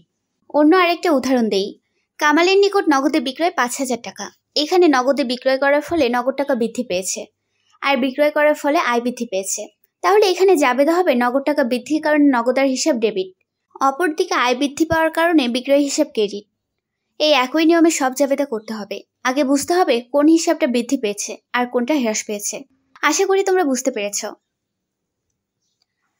জি ম্যাম, পারবো আমরা। লাঞ্চের পর আরও 2টা ক্লাস শেষ করে আমি আর আম্মু বাসায় ফিরে এলাম। রুমে এসে দেখি শায়ন ল্যাপটপ নিয়ে কাজ করছে। শায়ন, আমার জন্য 1 গ্লাস ঠান্ডা শরবত নিয়ে এসো তো, খুব ক্লান্ত লাগছে। একটু তাড়াতাড়ি যাও, আমি ততক্ষণ ফ্রেশ হয়ে আসি। আমাকে বলছো? আমার কি দ্বিতীয়বার আছে যে তাকে বলবো? আমি নিজে কখনো চক থেকে গ্লাসে পানি ঢেলে খাই না, আর তোমাকে আমি শরবত করে এনে খাবো? How funny. শায়ন, তোমাকে কিছু দেখানোর আছে আমার। আমার কিছু দেখা লাগবে না সিনিয়র বেব।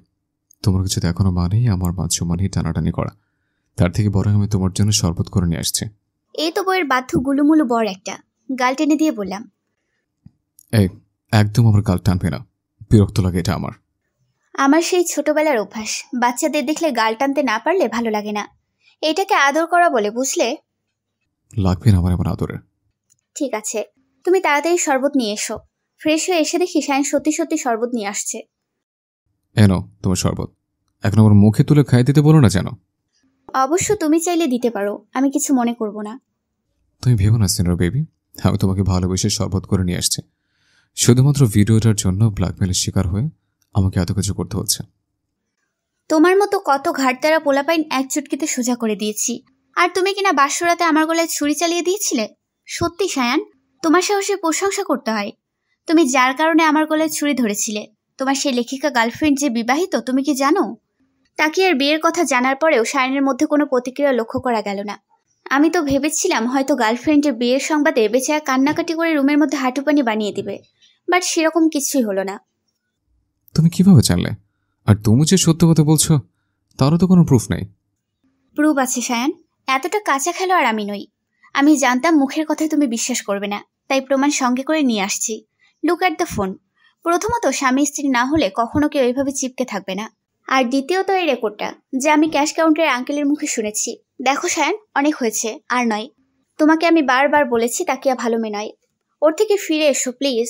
আমি বলছি না আমাকে ভালোবাসার জন্য, স্ত্রীর মর্যাদা দেওয়ার জন্য। তুমি তাকিয়ার থেকে ফিরে এসো। এসবের কোনো প্রয়োজন নেই আমার। তবুও তুমি তাকিয়ার থেকে ফিরে এসো। এটা শুধু আমার একার নয়, আম্মুরও অনুরোধ। সরি, আমি তোমাদের অনুরোধ রাখতে পারবো না। আমি চাইলেও তাকিয়া আমাকে মুক্তি দেবে না। আমার যে তাকিয়ার কাছে হাত পা বাঁধা রয়েছে। কেন সায়ান? চুপ করে থেকো না সায়ান। আমি কিছু জিজ্ঞেস করেছি। আমি বলতে পারবো না সিনার বেব। চুপ করে থাকা কোনো সমস্যার সমাধান নয়। তোমার জন্য প্রতিনিয়ত আম্মু কষ্ট পাচ্ছে। আমি চোখের সামনে আম্মুর কষ্ট সহ্য করতে পারবো না। তুমি প্লিজ বলো সায়ান। এরপর সায়ান যা বললো তা শোনার জন্য আমি মোটেও প্রস্তুত ছিলাম না। তাকিয়ার সত্য উদ্ঘাটন করতে এসে যে এত বড় একটা সত্যের মুখোমুখি হতে হবে তা আমি কখনো ভাবিনি। আজ থেকে 8 বছর আগের ঘটনা। আমি তখন নতুন নতুন ড্রাইভিং শিখেছি। ডিসেম্বরে আমার পরীক্ষা শেষ করে আমার ফ্রেন্ড সার্কেলের সবাই মিলে গ্রামে ঘুরতে চাই। আমার দাদু বাড়ি। আমাদের ফ্রেন্ড সার্কেলে তাকিয়া সহ আরও 2টা মেয়ে ছিল। গ্রামের পরিবেশ আসলে ভিন্ন। আমরা শহরের 4 দেয়ালে বন্দি থেকে সে ভিন্নতা অনুভব করতে পারি না। গ্রামে ভোরবেলা পাখির কিচিমিচির শব্দ, দূর থেকে মক্তবের বাচ্চাদের কোরআন তেলাওয়াতের মধুর কণ্ঠে ঘুম ভেঙে যায়। শহরের মতো গ্রামে ঝর্ণা নেই, আছে পুকুর, যেখানে মুক্ত হাসির মতো সাঁতরে বেড়ানো যায়। গ্রামে বিদ্যুতের আনাগোনা নেই, আছে আকাশ ভরা জ্যোৎস্না। আর রান্নার কথা না বললেই নয়, এখানে মাটির উনুনেই রান্না করা হয়, যার স্বাদ শহরের গ্যাসের জন্য রান্না করা খাবারের স্বাদকে হার মানিয়ে দেয়। এইভাবে মজার মজার খাবার, গ্রামীণ পরিবেশ, হাসি ঠাট্টা, মজা খুনছুটিতে কখন যে গ্রাম থেকে বিদায় নেওয়ার সময় হয়ে যায় বুঝতেই পারিনি। গ্রামের সাধারণ ঘোল পাওয়া যায়, যা অনেকটা নেশা জাতীয়। গ্রাম থেকে ফেরার পথে আমরা সবাই মজার ছলে ঘোল খাই, যা আমার জীবনের সবচেয়ে বড় ভুল ছিল। সে ভুল প্রতিনিয়ত করে করে খাচ্ছে। দিন শেষে আমার মনে হয় আমি অপরাধী। আমার অপরাধের কোনো ক্ষমা নেই। এটুকু বলেই সায়ান গ্লাসে রাখা শরবত খেয়ে নিল। আমি স্পষ্ট বুঝতে পারছি সায়ানের কণ্ঠ কেঁপে উঠছে। তারপর কি হলো? তুমি কি এমন করলে? তার জন্য নিজের কাছে নিজে অপরাধী হয়ে আছো? খুন? মানে কি? মানে আমি খুন করেছি? হ্যাঁ, আমি একটা খুন করেছি। আমার জন্য 2টা প্রাণ শেষ হয়ে গেছে। আর সেই খুনের ঘটনা ধামাচাপা দিতেই তাকে আমাকে ব্ল্যাকমেল করে আমার থেকে টাকা নেয়। সায়ান প্লিজ হেয়ালি না করে বলো তারপর কি হয়েছিল। ঘোল খাওয়ার কারণে আমার মধ্যে অনেকটা নেশা প্রভাবিত হয়। শহরের মধ্যে প্রবেশ করতে ফ্রেন্ড সার্কেলের সবাই যার যার গন্তব্যস্থলে নেমে যায়। আর তাকিয়ার বাসা আমার বাসার কাছাকাছি হয় তাকিয়ে থেকে যায়। গাড়ি চলছিল আপন গতিতে। হঠাৎ আমার মাথা ঘোরাতে শুরু করে, চোখ মুখ ঝাপসা হয়ে আছে। অতিরিক্ত ঘোল খাওয়ার প্রভাবে একসময় জ্ঞান হারিয়ে ফেলে। কিন্তু আমার এটুকু মনে আছে, জ্ঞান হারানোর আগে আমি বেসামালভাবে গাড়ি ড্রাইভ করছিলাম। আর হুট করে কালো রঙের একটা গাড়ি আমার গাড়ির সামনে চলে আসে। এরপর কি হয়েছিল আমি জানি না। জ্ঞান ফেরার পর তাকিয়ে বলেছিল আমার জন্য নাকি ওই গাড়িতে থাকা 2টো প্রাণ শেষ হয়ে গেছিল। ঘটনা আকস্মিকতায় আমি অনেকটা ঘাবড়ে যাই। তাকিয়ে বারবার পুলিশকে সবটা বলে দেওয়ার হুমকি দিচ্ছিল। আমি তাকিয়ে হাত জোর করে বলি ও যেন বিষয়টা ধামাচাপা দিয়ে রাখে, না হলে আমার ক্যারিয়ার শেষ হয়ে যেত। মম, ড্যাড মানসিকভাবে খুবই আঘাত পেত। কিন্তু তাকিয়ে শর্ত দেয় ওকে ওর চাওয়া অনুযায়ী টাকা দিতে হবে। আমিও নিজেকে বাঁচাতে তাকিয়ে শর্তে রাজি হয়েছে, যার ফলস্বরূপ তাকিয়ে বলা মাত্রই ওর অ্যাকাউন্টে আমার টাকা ট্রান্সফার করতে হয়। সায়ানের কথা শুনে আমি যেন পাথর হয়ে গিয়েছি। আমার পুরনো অতীত আবার আমার সামনে এসে দাঁড়িয়েছে। তার মানে সায়ানের কথা অনুযায়ী সেদিন ট্রাকে আমাদের গাড়ি অ্যাক্সিডেন্ট হয়নি, স্বয়ং সায়ানের কারণে আমার আব্বু আম্মুর মৃত্যু হয়েছে। হ্যাঁ, সায়ান আমার বাবা মায়ের খুনি। আর আমি কিনা আমার বাবা মায়ের খুনির সাথে সংসার পেতে বসেছি। হঠাৎ করে কেমন যেন অস্বস্তি হয়ে মাথা ঘুরে উঠল। আমি পড়ে যেতেই সায়ান আমাকে ধরে ফেলে। সিনোর বেবি, কি হলো তোমার? তুই স্পর্শ করবি না আমাকে, তুই একটা খুনি। কি বলছো কি তুমি? সেদিন তো ফুর্তি করার জন্য অ্যাক্সিডেন্ট আর কারো নয়, স্বয়ং আমাদের গাড়িতে হয়েছিল। ভাগ্যক্রমে আমি বেঁচে গেলেও আমার বাবা মা বেঁচে ফেরেনি। Sorry for everything. সরি বললেই সবকিছু সমাধান হয়ে যায় না। আমি তোকে ক্ষমা করে দিলে কি তুই পারবি আমার বাবা মাকে ফিরিয়ে দিতে? পারবি বাবা মায়ের থেকে হারিয়ে যাওয়া ভালোবাসা ফিরিয়ে দিতে? বাবা মা মারা যাওয়ার পর মামির কাছে দিনরাত অত্যাচারের শিকার হয়েছি। এমনকি আশ্রিতা ছিলাম বলে বিয়ের আসর ছেড়ে বর চলে গিয়েছিল। পারবি সে অপমান ফিরিয়ে নিতে? এ কথা বলতেই সায়ান আমার পা জড়িয়ে ধরল। এ কি, তুই আমার পায়ে হাত দিয়েছিস কেন? পা ছাড় বলছি। তোকে আমি না মানলেও তুই আমার স্বামী। স্বামী হয়ে স্ত্রীর পায়ে হাত দেওয়াটা বেমানান দেখায়। তুমি আমাকে ক্ষমা না করা পর্যন্ত আমি তোমার পা ছাড়বো না সিনিয়র বেব। তুমি আমাকে যে শাস্তি দিবে আমি মাথা পেতে নেব, তবু তুমি আমাকে ক্ষমা করো। তুই যা করেছিস তাতে আদৌ কি তুই ক্ষমার যোগ্য? বলছি তো আমার ভুল হয়েছে। এই ভুলে প্রতিনিয়ত আমি নিজেও শেষ হয়ে যাচ্ছে। কিন্তু তুমি কিভাবে শিওর হলে ওটা তোমাদেরই গাড়ি ছিল? কারণ কালো গাড়িতে আমরা ছিলাম আর 2 জন লোক আমার বাবা মা ছিল। তুই যা তো এখান থেকে, ভালো লাগছে না আমার, আমাকে একটু একা থাকতে দে। কুয়াশাকে এই অবস্থায় দেখে সায়নের মোটেও ভালো লাগছে না। কষ্ট হচ্ছে কুয়াশার জন্য। ওর এই অবস্থার জন্য সায়ন নিজেকে দায়ী করছে। সায়ন ভাবতে লাগলো কিভাবে কুয়াশার মন ভালো করা যায়। পরক্ষণেই মনে হলো কুয়াশার তো বিরিয়ানি খুব পছন্দের। বিরিয়ানি দেখে নিশ্চয়ই একটু মন ভালো হবে। যদিও কুয়াশার সামনে দাঁড়ানোর কোনো মুখ নেই, তবুও একটুতে চেষ্টা করতে পারে মেয়েটার মন ভালো করার। কিন্তু সায়ান রান্না জানা তো দূরের কথা, কখনো কিচেনেও যায়নি। পরক্ষণেই মনে হলো ইউটিউব তো আছেই, ইউটিউব থেকে শিখে রান্না করবে। কিন্তু কথায় আছে না, অভাগা যেদিকে যায় সেদিকেই জল শুকিয়ে যায়। সায়ানেরও অবস্থা হয়েছে এমন। ইউটিউবে ভিডিও প্লে করতে গিয়ে বুঝতে পারলো কারেন্ট নেই, যার কারণে ভিডিও প্লে হচ্ছে না। বেচারা কি করবে বুঝতে না পেরে তার মমের কাছে গিয়ে জিজ্ঞেস করলো, মম, বিরিয়ানি কিভাবে রান্না করতে হয়? কেন, তুই জেনে কি করবি? রান্না করব। সিরিয়াসলি? এত প্রশ্ন কেন করছো? বললে বলো, না বলে নাই। আরে এত রেগে যাচ্ছিস কেন? তোর যে বিরিয়ানি খেতে মন চাইছে আমাকে বলতে পারতি, আমি রান্না করে দিতাম। আমি খাওয়ার জন্য রান্না করছি না। তাহলে কার জন্য রান্না করতে চাচ্ছিস? তাকিয়ার জন্য? না, তোমার একমাত্র সিনিয়র বৌমার জন্য। মানে কি, আমি ঠিক শুনছি তো? হ্যাঁ মম, জোর করে বিয়ে দিয়েছ সিনিয়র একটি বেবির সাথে, যে কিনা শ্রেয়াস আপনার শানকে নাকে দড়ি দিয়ে ঘোরাচ্ছে। এখন আমার তার পুরনো কথা মনে করে মন খারাপ হয়েছে, তাই তার মন ভালো করার জন্য আমার সূক্ষ্ম প্রচেষ্টা। আচ্ছা ঠিক আছে, আমি বলছি, তুই নোট করে নে। ঠিক আছে মম। অবশেষে দীর্ঘ প্রচেষ্টার পর সায়ান সক্ষম হলেও বিরিয়ানি রান্না করতে। একটা প্লেটে বিরিয়ানি, ডিম, সালাদ সাজিয়ে রুমে নিয়ে এলো। রুমে এসে দেখে কুয়াশা শুয়ে রয়েছে। কি করবে বুঝতে না পারে কুয়াশার সামনে গেল, তারপরে নরম গলায় বলল, সিনিয়র বেবি, দেখো তোমার জন্য কি আনছে। আবার কেন এসেছিস তুই? চলে যা আমার সামনে থেকে। খুব তো কান্নাকাটি করলে, এবার ওঠো তো, এমন করো না। তুই আমার সামনে আসবি না সায়ান। যতবার তুই আমার সামনে আসবি ততবার আমার বাবা মায়ের চেহারা আমার চোখের সামনে ভেসে উঠবে, আর আমার ততবার মনে হবে আমি একটা খুনির বউ, আর এটা আমি মনে করতে চাই না। তুমি আমাকে যা মন চায় বলো, তবু উঠে দেখো তোমার জন্য কি নিয়ে আসছে। কুয়াশা উঠে সায়নের হাতের দিকে তাকিয়ে সায়নের গালে ঠাস ঠাস করে চড় বসিয়ে দিল। মারলে কেন সিনিয়র বেব? কুয়াশার কি হলো কে জানে, সায়নকে সাথে সাথে জড়িয়ে ধরলো। তারপর বলল, আমি কি তোকে বলেছি আমার জন্য হাত পুড়িয়ে বিরিয়ানি রান্না করতে? হাতের কি অবস্থা করেছিস? ফোসকা পড়ে যাবে তো। তুই একটু দাঁড়া, আমি মলম নিয়ে আসছি। মলমের কোনো প্রয়োজন নেই, তোমার জন্য হাত পুড়িয়ে রান্না করলাম। কই একটু মিষ্টি মিষ্টি কথা বলবে তা নয়, দিলে ঠাস ঠাস করে চর বসিয়া। এজন্যই কথায় বলে, যার জন্য করলাম চুরি সেই বলে চোর। আমি তো তোকে চুরি করতে বলিনি। তুই আগ বাড়িয়ে চুরি করতে গিয়েছিস কেন? কেন করেছিস এসব? তোমার মুখে তুই তুই করে শুনতে বেমানান লাগে। প্লিজ তুই করে বলো না, শুনতে ভাল লাগে না সিনিয়র বেব। ওমা, এ দেখি ভূতের মুখে রাম নাম। তুই তুকারি বলা কে শুরু করেছিল শুনি? ভুলে গেছিস বাসরাতের কথা? চেনা না জানা না অপরিচিত একটা মেয়ের সাথে অভদ্রের মতো তুই তুকারি করেছিলি, এত তাড়াতাড়ি সব ভুলে গেলি? বারবার বাসরাতের কথা তোলো কেন? তাকে এর ব্যাপারে তো সবটাই বললাম। ও হয়তো ভেবেছিল আমার বিয়ে হলে ওকে ওর প্রয়োজন অনুযায়ী টাকা দিব না, যার কারণে সুইসাইডের মিথ্যা নাটক করেছিল। আর সব মিলিয়ে আমার মাথায় আগুন চলছিল, যার কারণে তোমার সাথে খারাপ ব্যবহার করেছিল। কি করব তখন বুঝতে পারছিলাম না, তাই খারাপ ব্যবহার করেছে। তার মানে তাকিয়া তোমার গার্লফ্রেন্ড নয়? তার মানে সবাই ভুল জানে? না, আমার ক্লাস ফ্রেন্ড ছিল। ওর মতো ঠকবাজ অর্থলোভী মেয়ে কখনই আমার গার্লফ্রেন্ড হওয়ার যোগ্যতা রাখে না। আমার প্রথম প্রেম, ভালো লাগা, ভালোবাসা সাইফাতুল মুনতাহা। যদিও আমি জানি না সে আমার সিনিয়র না জুনিয়র, কালো না ফর্সা, লম্বা না খাটো। ইনফ্যাক্ট তার সাথে কখনো আমার কথাও হয়নি। তাকে না দেখে ভালোবেসেছে। যদিও তার মতো এত বড় একজন লেখিকা আমার মতো সাধারণ ছেলেকে ভালোবাসবে না। তবুও তার অসাধারণ প্রতিভা, তার ব্যক্তিত্ব, তার আচরণ ব্যবহার আমাকে বাধ্য করেছে তাকে ভালোবাসতে। আমি জানি সব ভালোবাসা পূর্ণতা পায় না, তেমনি আমিও তোর থেকে ভালোবেসে যাব। তাহলে তুমি যে বলেছিলে তাকিয়া তোমার গার্লফ্রেন্ড, এমনকি আম্মুও বলেছিল, কেন বলেছিল এই কথা বলো? তাকে সব জায়গাতে ওকে আমার গার্লফ্রেন্ড বলে পরিচয় দিত, এমনকি আমাকে বাধ্য করেছিল ওকে আমার গার্লফ্রেন্ডের পরিচয় দিতে।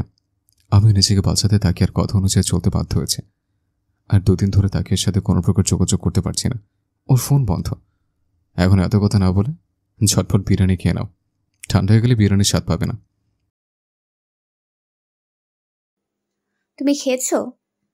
খাওয়ার সময় পেলাম কই? তাছাড়া তুমি যে কথার সাথে সাথে থাপ্পড় খাইয়েছ, এমনিতেই পেট ভরে গেছে। আপাতত 1 সপ্তাহ না খেলেও চলবে। আমি তো তোমার বাবা মাকে ইচ্ছে করে মারিনি। আর আমি শিওর জানি ও না আসলে কি কোনো অ্যাক্সিডেন্ট হয়েছিল নাকি সবটাই সাজানো নাটক। কারণ আমি নেশার ঘরে ডুবেছিলাম। তাকে আমাকে যেভাবে বলেছিল আমি সেভাবেই বিশ্বাস করে নিয়েছিলাম। সরি, আসলে আমি সত্যিটা না জেনে না বুঝে তোমাকে অনেক কথা শুনিয়েছি। আমার প্রথম থেকেই সন্দেহ ছিল আমার বাবা মায়ের মৃত্যু অ্যাক্সিডেন্টে হয়নি, তাদেরকে পরিকল্পিতভাবে খুন করা হয়েছে। আর আমার ধারণাটাই সত্যি হয়েছে। সেদিন তোমার গাড়িতে আমার বাবা মায়ের অ্যাক্সিডেন্ট হয়নি। আমার মনে হয় তাকিয়া তোমাকে ঘোলের সাথে নেশাজাতীয় দ্রব্য মিশিয়ে খাইয়েছিল, কারণ ঘোল খেলে এতটাও নেশা হয় না। এর পেছনে নিশ্চয়ই তাকিয়ার কোনো হাত রয়েছে, আর যেখানে তুমি শুধুমাত্র দাবার গুটি হিসেবে ব্যবহৃত হয়েছ। কিছুক্ষণ আগেই তো বললে আমি তোমার বাবা মায়ের খুনি, আর এখনই বলছো আমি কিছু করিনি। কিন্তু তুমি এত কিছু জানলে কিভাবে? বিয়ের 1 দিন আগে আমার ফোন পানিতে পড়ে নষ্ট হয়ে যায়। এতদিন ফোন সার্ভিংয়ে ছিল। আজ যখন ফোন পুনরায় চালু করলাম তখন এই মেসেজগুলো দেখে বুঝতে পেরেছি আমার বাবা মায়ের খুন মেসেজের ওপর পাশের ব্যক্তি করেছে, আর যার সাথে তাকেও জড়িত রয়েছে। দেখো, বিয়ের দিনের মেসেজ লেখা। তোমাকে আমি কিছুতেই অন্যের হতে দিব না টিয়া পাখি। তোমাকে পাওয়ার জন্য এত পরিশ্রম করেছি, সেই পরিশ্রম কিছুতেই ব্যর্থ হতে পারে না। বিয়ের রাতের মেসেজ। আমি ব্যর্থ হয়ে গেলাম, পারলাম না বিয়েটা আটকাতে। আমি চেয়েছিলাম তোমার বিয়ে ভেঙে দেওয়ার পর সবাই যখন তোমার দিকে আঙ্গুল তুলবে, ঠিক তখন আমি ভালো মানুষ শেষে তোমার সামনে যাব, তোমাকে বিয়ে করে আমার করে নিব। কিন্তু আমার সব প্ল্যান ভেস্তে দিয়ে কথার থেকে যেন ওই বুড়ি তার কচি ছেলে নিয়ে উদয় হলো, আমার বুকে আগুন জ্বালিয়ে দিয়ে। তুমি হয়তো এতক্ষণ বাসরে মগ্ন হয়ে গেছো। বিশ্বাস করো পাখি, আমার কলিজা ছিঁড়ে যাচ্ছে। মনে হচ্ছে তোমার ওই জুনিয়র বরকে ঠিক সেইভাবে মৃত্যু দেই যেভাবে তোমার বাবা মাকে দিয়েছিলাম। আরে বাহ, এই তো দেখছি তোমার সাইকো প্রেমিক। প্রেমিকার জন্য বাবা মাকে খুন, ভাবা যায়? কত ভালোবাসে তোমাকে। একে সিনিয়র বেবি, তুমি কান্না করছো কেন? আমি তো মজা করছিলাম। দেখো, যা হওয়ার তা তো হয়ে গেছে। আমরা এখন চাইলেও আঙ্কেল আন্টিকে ফিরে নিয়ে আসতে পারবো না, কিন্তু আঙ্কেল আন্টির খুনে কি বের করে ঠিকই শাস্তি দিতে পারবো। তুমি চিন্তা করো না, আমি আছি তোমার সাথে। আর তাকে সাথে আমার অনেক বোঝাপড়া বাকি আছে। এখন ছটফট চোখের পানি মুছে তাড়াতাড়ি খেয়ে নাও। তুমিও তো খাওনি, আর হাতের যে অবস্থা মনে হয় না হাত দিয়ে খেতে পারবে। হা করো, আমি খাইয়ে দেই। খাওয়া দাওয়া শেষ করে শায়ানের কল আসায় শায়ান বাইরে চলে গেল। আর কুয়াশা আম্মুর রুমে গিয়ে স্কুলের বিষয়ে আলোচনা করতে লাগলো। রাতে ঘুমাতে এসে কুয়াশা দেখলো শায়ান সোফায় ঘুমানোর প্রস্তুতি নিচ্ছে। বিয়ের পরের দিন থেকে কুয়াশা শায়ান একই রুমে থাকলেও একই বিছানায় থাকে না। কুয়াশা বিছানায় থাকে আর শায়ান সোফাতে। কিন্তু এখন হালকা হালকা শীত শুরু হয়েছে। শায়ানের সোফায় ঘুমানো বেশ কষ্টকর হয়ে যাবে। বুঝতে পেরে কুয়াশা শায়ানকে বলল, শায়ান, তুমি বিছানায় শুয়ে পড়ো, আমি বরং সামিরার কাছে বা অন্য কোনো রুমে ঘুমিয়ে পড়বো। এত বড় একটা বিছানা থাকতে তুমি অন্য রুমে কেন যাবে সিনিয়র বেব? তুমি যদি চাও আমরা বেড শেয়ার করতেই পারি। Are you sure? ইয়া। ফ্রিতে সার্কাস দেখতে হবে না তো? একদমই না, আজকে ট্রাউজার পরেছে, সো সার্কাস দেখানোর কোনো চান্সই নেই। ঠিক আছে, তুমি শুয়ে পড়ো। আগামীকাল আমার ফিনান্স ক্লাস আছে। আমি বইয়ের পাতায় একটু চোখ বুলিয়ে নিয়ে তারপর ঘুমোতে যাব। ঠিক আছে, গুড নাইট। এই, দাঁড়িয়ে যাও। আবার কি হলো সিনিয়র বেবি? তুমি যে শুতে যাচ্ছ, মশারি কে টানাবে? এতদিন তো তুমি টানিয়েছ, তাহলে আজ প্রশ্ন কেন উঠছে? এতদিন আমি বিছানায় একা ছিলাম, তাই মশারিও আমি টানিয়েছি। আজকে থেকে যেহেতু তুমিও থাকবে, তাই সপ্তাহে 4 দিন আমি মশারি টানাবো আর বাকি 3 দিন তুমি টানাবে। সো তাড়াতাড়ি মশারি টানিয়ে শুয়ে পড়ো। আর হ্যাঁ, তোমার মুখে যেন আর কখনো সাইফাতুল মুনতাহা নাম না শুনি। বিয়ে হয়েছে, এখন নজর ঠিক করতে শেখো প্রিয়। আমি নজর ঠিক করব, আর তুমি সাইকোর সাথে ইটিস পিটিস করবে, তাই তো? What do you mean by ইটিস পিটিস? ওই সাইকোকে তো আমি ঠিক খুঁজে বের করব। আমার থেকে বাবা মাকে কেড়ে নিয়েছে, আমাকে এতিম বানিয়ে দিয়েছে। এত সহজে ওকে আমি ছেড়ে দেবো ভাবছো? কখনোই না। কুয়াশা সবে ফিনান্স বইতে চোখ ভুলিয়েছে, হঠাৎ মেসেজের টুম শব্দে ধ্যান ভেঙে গেল। সেই সাইকোর নাম্বার থেকে একটা মেসেজ আর একটা ছবি এসেছে। ছবিটা স্পষ্ট দেখা যাচ্ছে না। মেসেজে লেখা ছিল, টিয়া পাখি, খুব শীঘ্রই তোমাকে আমার জন্য আবারও লাল শাড়ি পরতে হবে। তোমার আর আমার মাঝে কোনো থার্ড পার্সনকে আমি অ্যালাউ করব না। তোমার ওই জুনিয়র বড়রেও ঠিক এই ছবিটার মতো হাল করব। কুয়াশার হাত পা কাঁপছে। কি এমন ছবি হতে পারে? ফোনের স্ক্রিনে ছবিটা শো করার সাথে সাথে এক পলক ছবির দিকে তাকিয়ে কুয়াশা এক চিৎকার দিয়ে অজ্ঞান হয়ে নিচে পড়ে গেল। শায়ানের সবেমাত্র চোখ লেগে আসছিল। হঠাৎ কুয়াশার চিৎকারে তড়িঘড়ি করে উঠে দেখে কুয়াশা মেঝেতে অজ্ঞান অবস্থায় পড়ে রয়েছে। শায়ান কি করবে বুঝে উঠতে পারছে না। এত রাতে মমকেও ডাকা ঠিক হবে না ভেবে নিজেই কুয়াশার কাছে গেল। সিনিয়র বেবি, কি হলো তোমার? কিছুক্ষণ আগে তো ভালো ছিলে, হঠাৎ কি হয়ে গেল? শায়ান কুয়াশার মুখে পানি ছিটে দিতে দিতে ভাবতে লাগলো, সিনেমায় দেখতাম নায়িকারা প্রেগনেন্ট হলে অজ্ঞান হয়ে পড়ে যেত। ও মাই গড, তার মানে কি সিনিয়র বেবি প্রেগনেন্ট হয়ে গেল? শায়ানের এমন আকাশ কুসুম ভাবনার মধ্যে কুয়াশার জ্ঞান ফেল। ভাবনার মধ্যেই বলল, সিনিয়র বেবি, ঠিক আছো? কি হয়েছিল তোমার? হঠাৎ করে জ্ঞান হারালে কেন? কাকা কাটা হাত শায়ান। কিসের কাটা হাত? আর কোথায়? ওই সাইকো একটা কাটা হাতের ছবি পাঠিয়েছে।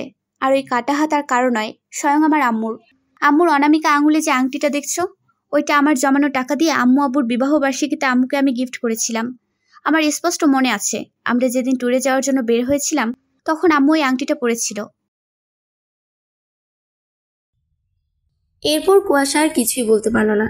শায়ান কিছু বলার আগে ওই সাইকোর নাম্বার থেকে কল আসলো। কুয়াশা কল রিসিভ করতে ফোনের অপর প্রান্ত থেকে মিহি একটা কণ্ঠস্বর ভেসে আসলো। হয়তো লোকটা ভয়েস চেঞ্জ করে কথা বলছে যাতে কুয়াশা চিনতে না পারে। লোকটি বলল, টিয়া পাখি, এতক্ষণে নিশ্চয়ই বুঝতে পেরেছো কাটা হাতটা আমার শাশুড়ির, মানে তোমার আম্মুর। বিশ্বাস করো পাখি, আমি তোমার আব্বু আম্মুকে মারতে চাইনি, কিন্তু কি করতাম বলো? তাদেরকে বারবার বোঝানোর পরেও তারা বুঝতেই চায়নি। তারা তো তোমাকে আমার হাতে দিতেই চায়নি। তাই তো তাদের এই করুণ পরিস্থিতির শিকার হতে হলো। খুব শীঘ্রই তোমার ওই জুনিয়র বড়রই এমন অবস্থা হবে। তোমার আর আমার মাঝে যে আসবে তার ঠিক এই অবস্থাই হবে। লোকটির কথা শুনে কুয়াশা খুব ভয় পেল। কি বলবে বুঝতে পারছে না। নিজেকে শক্ত করে জোর গলায় বলল, কে আপনি? কাপুরুষের মতো লুকিয়ে রয়েছেন কেন? সাহস থাকলে সামনে এসে চোখে চোখ রেখে কথা বলুন। আমিও আপনার সাহস দেখতে চাই। উফ পাখি, তোমার সেই রাগ যে ঠিক আগের মতোই রয়ে গেছে। আসবো তো পাখি, খুব শীঘ্রই তোমার সামনে আসবো। তবে বিয়ের শিহরণী মাথায় পাগড়ি পরে। কিন্তু তার আগে তোমার জুনিয়র বরকে তার নির্দিষ্ট জায়গায় পৌঁছে দিতে হবে তো। তোর সেই চাওয়া কখনোই পূরণ হবে না। শায়নের গায়ে হাত তোলা তো দূরের কথা, ওর দিকে তাকিয়ে দেখ। ট্রাস্ট মি, আমি তোর চোখ তুলে নিয়ে লুডো খেলবো। আমি তো ভয় পেয়ে গেছি পাখি। জুনিয়র বরের প্রতি এত ভালোবাসা, ও মা গো, ট্রু লাভ। এটুকু বলে টুটু শব্দে কল কেটে গেল। সিনিয়র বেবি, কি ব্যাপার বলো তো? আমাকে ভালো টালে বেঁচে ফেললে নাকি? আমাকে মারার কথা বলতে এত হাইপার হয়ে গেলে? কুয়াশা শায়নের প্রশ্নের উত্তর না দিয়ে চুপচাপ গিয়ে বিছানায় শুয়ে পড়ল। সিনিয়র বেব, কথা বলছো না কেন? শরীর খারাপ লাগছে? মমকে ডেকে দিব? তার কোনো প্রয়োজন নেই, তুমি শুয়ে পড়ো। শায়ান যেন মুহূর্তের মধ্যে বুঝদার হয়ে গেল। কুয়াশাকে নিজের বুকে টেনে নিয়ে মাথায় বিলি কেটে দিতে লাগলো। কুয়াশাও বাচ্চাদের মতো শায়ানের বুকে গুটিসুটি মেরে পড়ে রইল। নিজে থেকে 2 বছরের জুনিয়র ছেলের বুকে তার পরম শান্তির জায়গা, একমাত্র আশ্রয়স্থল মনে হচ্ছে। কেটে গেছে 2 মাস। এই 2 মাসে শায়ানের সাথে কুয়াশার সম্পর্ক একটু স্বাভাবিক হয়েছে। শায়ান সবসময় চায় কুয়াশাকে হাসি খুশি দেখতে, তাকে হুটহাট ফুচকা বিরিয়ানি রান্না করে সারপ্রাইজ দিতে। কুয়াশাও চাইছে অন্য 5টা দম্পতির মতো স্বাভাবিকভাবে সংসার করতে। কিন্তু যতবারই শায়ানের সাথে স্বাভাবিক হতে যায় ততবারই শায়ানকে হারানোর ভয় জেঁকে বসে। ওই সাইকোটাকে এই 2 মাসে 1000 বার চেষ্টা করেছে খোঁজার, কিন্তু ফলাফল শূন্য। খুবই চতুর একটা লোক এই সাইকোটা। যে নাম্বার দিয়ে কুয়াশাকে ফোন করে মেসেজ করে সেই সিম কার্ডটা রেজিস্ট্রেশন করা না, যার কারণে লোকেশনও ট্রেস করা যাচ্ছে না। তবুও কুয়াশা শায়ান চেষ্টা করছে খুব শীঘ্রই সাইকোটার পর্ব শেষ করে তাদের অপূর্ণ ভালোবাসার পূর্ণতা দেওয়ায়। হ্যাঁ, শায়ান কুয়াশা দুজনকে এই 2 মাসে ভালোবেসে ফেলেছে। একে অপরের প্রতি কেয়ারিং, মজা, খুনসুটি, ঝগড়া মাঝে কখন যে দুজনকে ভালোবেসে ফেলেছে কেউই বুঝতে পারেনি। কিন্তু কোনো এক অজানা কারণে কেউ কাউকে তাদের ভালোবাসার কথা জানাতে পারছে না। ডিসেম্বর মাসের শুরু হয়েছে, সেই সাথে শুরু হয়েছে কুয়াশার স্কুলে পরীক্ষা। আজ কুয়াশার পরীক্ষার হলে ডিউটি রয়েছে। আম্মুর একটু শরীর খারাপ থাকার কারণে কুয়াশা ফজরের নামাজ শেষ করে কিচেনে চলে গিয়েছে সকালের নাস্তা রেডি করার জন্য। অবশ্য সামিরাও এসেছে কুয়াশাকে রান্নার কাজে হেল্প করার জন্য। কারো মুখে কোনো কথা নেই, দুজনে দুজনের মতো কাজ করছে। নীরবতা ভেঙে সামিরা বলল, আপু, একটা কথা বলবো? হ্যাঁ বলো। আই অ্যাম ইন লাভ আপু। হোয়াট? এইটুকু বয়সী লাভ? তো কে সেই ভাগ্যবান পুরুষ যে কিনা এতটুকু বয়সে আমার ননদের মন হরণ করে নিল? Minaj sir. Have you gone mad? Minhaj sir আর তোমার বয়সে পার্থক্য জানো? ভালোবাসা কখনো বয়স দেখে হয় না আপু। ভাইয়াও তো তোমার 2 বছরের জুনিয়র, কিন্তু আমি তোমার চোখে ভাইয়ার জন্য অসীম ভালোবাসা দেখেছি। আমার সাথে তোমার তুলনা কেন করছো সামিরা? মিনহাজ স্যার তোমার টিচার হয়, তুমি কিভাবে পারলে ছাত্রী হয়ে টিচারের প্রেমে পড়তে? তাছাড়া আম্মু কখনো এই সম্পর্ক মেনে নেবে না। একই স্কুলের শাশুড়ি জামাই বৌমা ব্যাপারটা কেমন দৃষ্টিকটু দেখায়। আম্মু তো কিছুদিন পরেই অবসরে চলে যাবে।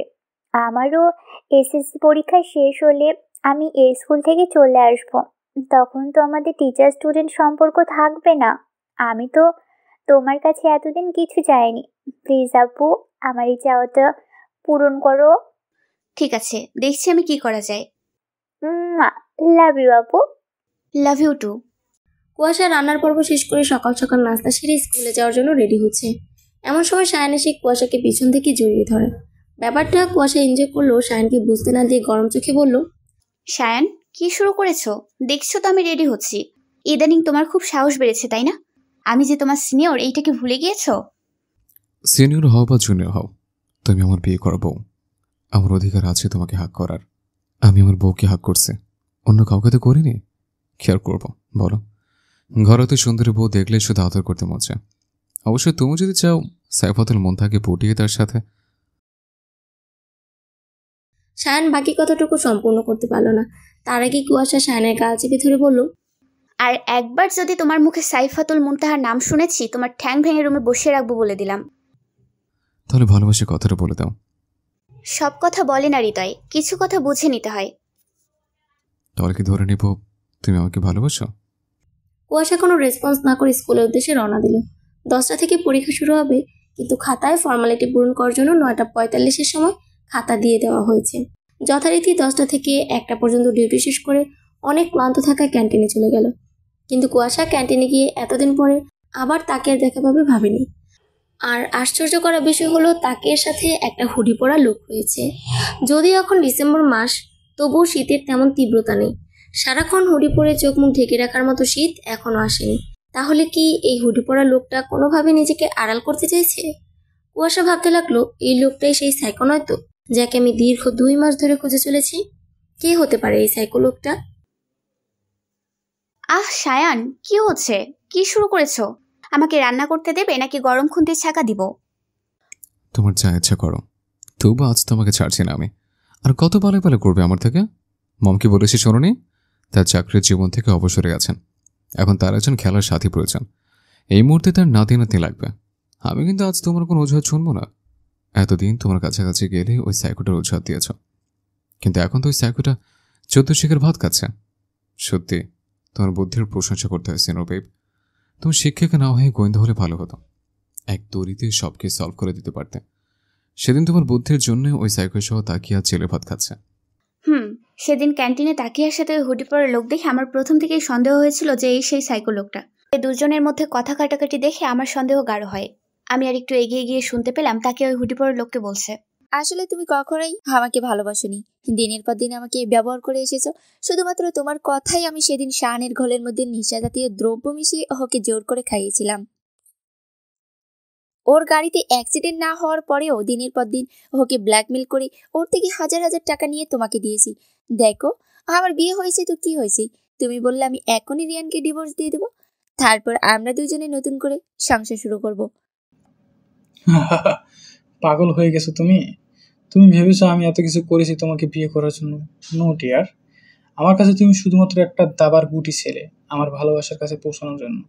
এখন শুধু ওই জুনিয়রকে শেষ করতে পারলেই আমার রাস্তা ক্লিয়ার। আমি থাকতে কখনোই তোমার চাওয়া পূরণ হবে না। তুমি কি ভেবেছো এই তাকিয়ের সাথে ছলনা করে পার পেয়ে যাবে? তুমি আমার না মানে আর কারোরই না। তুমি এতদিন যে যে অপকর্ম করেছো, কুয়াশার বাবা মাকে মেরেছো, এর সব প্রমাণ আমার কাছে আছে। আমি এক্ষুনি সেসব প্রমাণ পুলিশের হাতে তুলে দিব। আপনাদের আর কষ্ট করে পুলিশের কাছে যেতে হবে না ম্যাডাম, আমরা নিজেরাই আপনাকে নিতে চলে এসেছি। পুলিশ দেখে তাকিয়া আর ওই হুডি পরা লোকটা চমকে উঠে বলল, আপনারা এইখানে? জি, আমরা এতক্ষণ আপনাদের সব কথাই শুনেছি, তাই আলাদা করে আর কোনো প্রমাণের প্রয়োজন নেই। এবার চলুন আপনাদের শ্বশুরবাড়ি।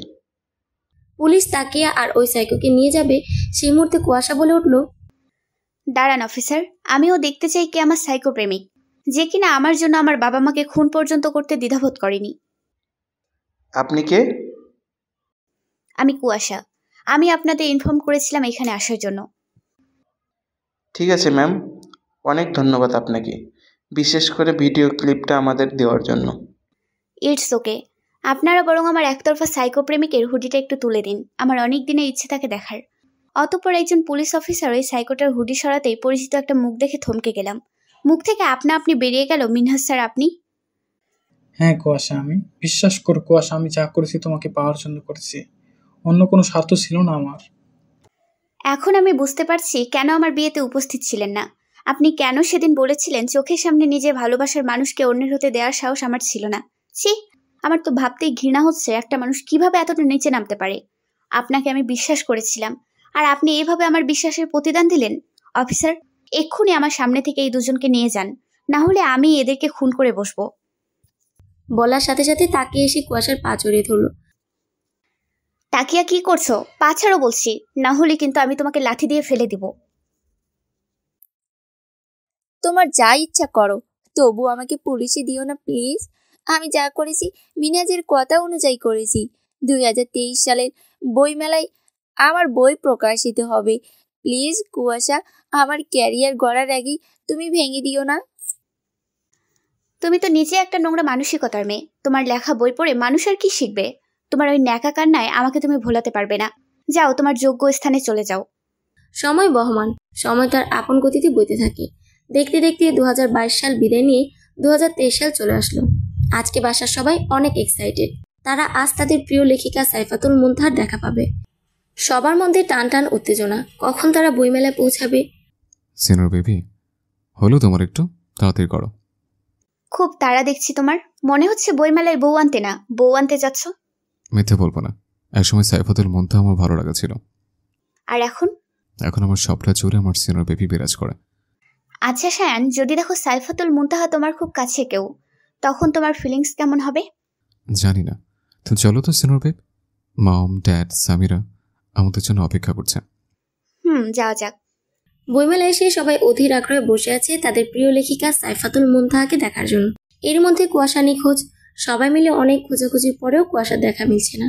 শায়নার হঠাৎ করে সাইফাতুল মুনতাহার স্টলের দিকে চোখ পড়তেই দেখতে পেল কালো জামদানি শাড়ি পরা একটা মেয়েকে সবাই ঘিরে ধরে রেখেছে। মেয়েটাও হাসি মুখে সবাইকে অটোগ্রাফ দিচ্ছে। হঠাৎ করে মেয়েটা পেছনে ফিরতেই শায়ান সব পরিবারের সবাই চমকে উঠল। ইদানিং কুয়াশার শরীরটা ভালো যাচ্ছে না, কেমন যেন শুকিয়ে গিয়েছে। খাবারের অরুচি, মাথা ব্যথা, বমি বমি ভাব, সব মিলিয়ে শায়ানের চিন্তার কোনো শেষ নেই। তার সিনিয়র বেবিকে নিয়ে প্রতিদিন কুয়াশাকে বলছে ডক্টরের কাছে যাওয়ার জন্য, কিন্তু কুয়াশা হয়তো কোনো পরিবর্তন লক্ষ্য করতে পেরে লজ্জায় ডক্টরের কাছে যেতে চাইছে না। কুয়াশার এক কথা, সে ডাক্তারের কাছে যাবে না। এই নিয়ে তাদের মধ্যে একচোট ঝগড়াও হয়ে গিয়েছে। অবশেষে কুয়াশাকে হসপিটালে না নিতে পেরে শায়ান বাসায় ডক্টর নিয়ে এসেছে। ডক্টর এসে কুয়াশার চেক আপ করার পর শায়ানকে বলল, কংগ্রেস মিস্টার শায়ান, আপনি বাবা হতে চলেছেন। শায়ানের যেন কথাটা বিশ্বাসই হলো না।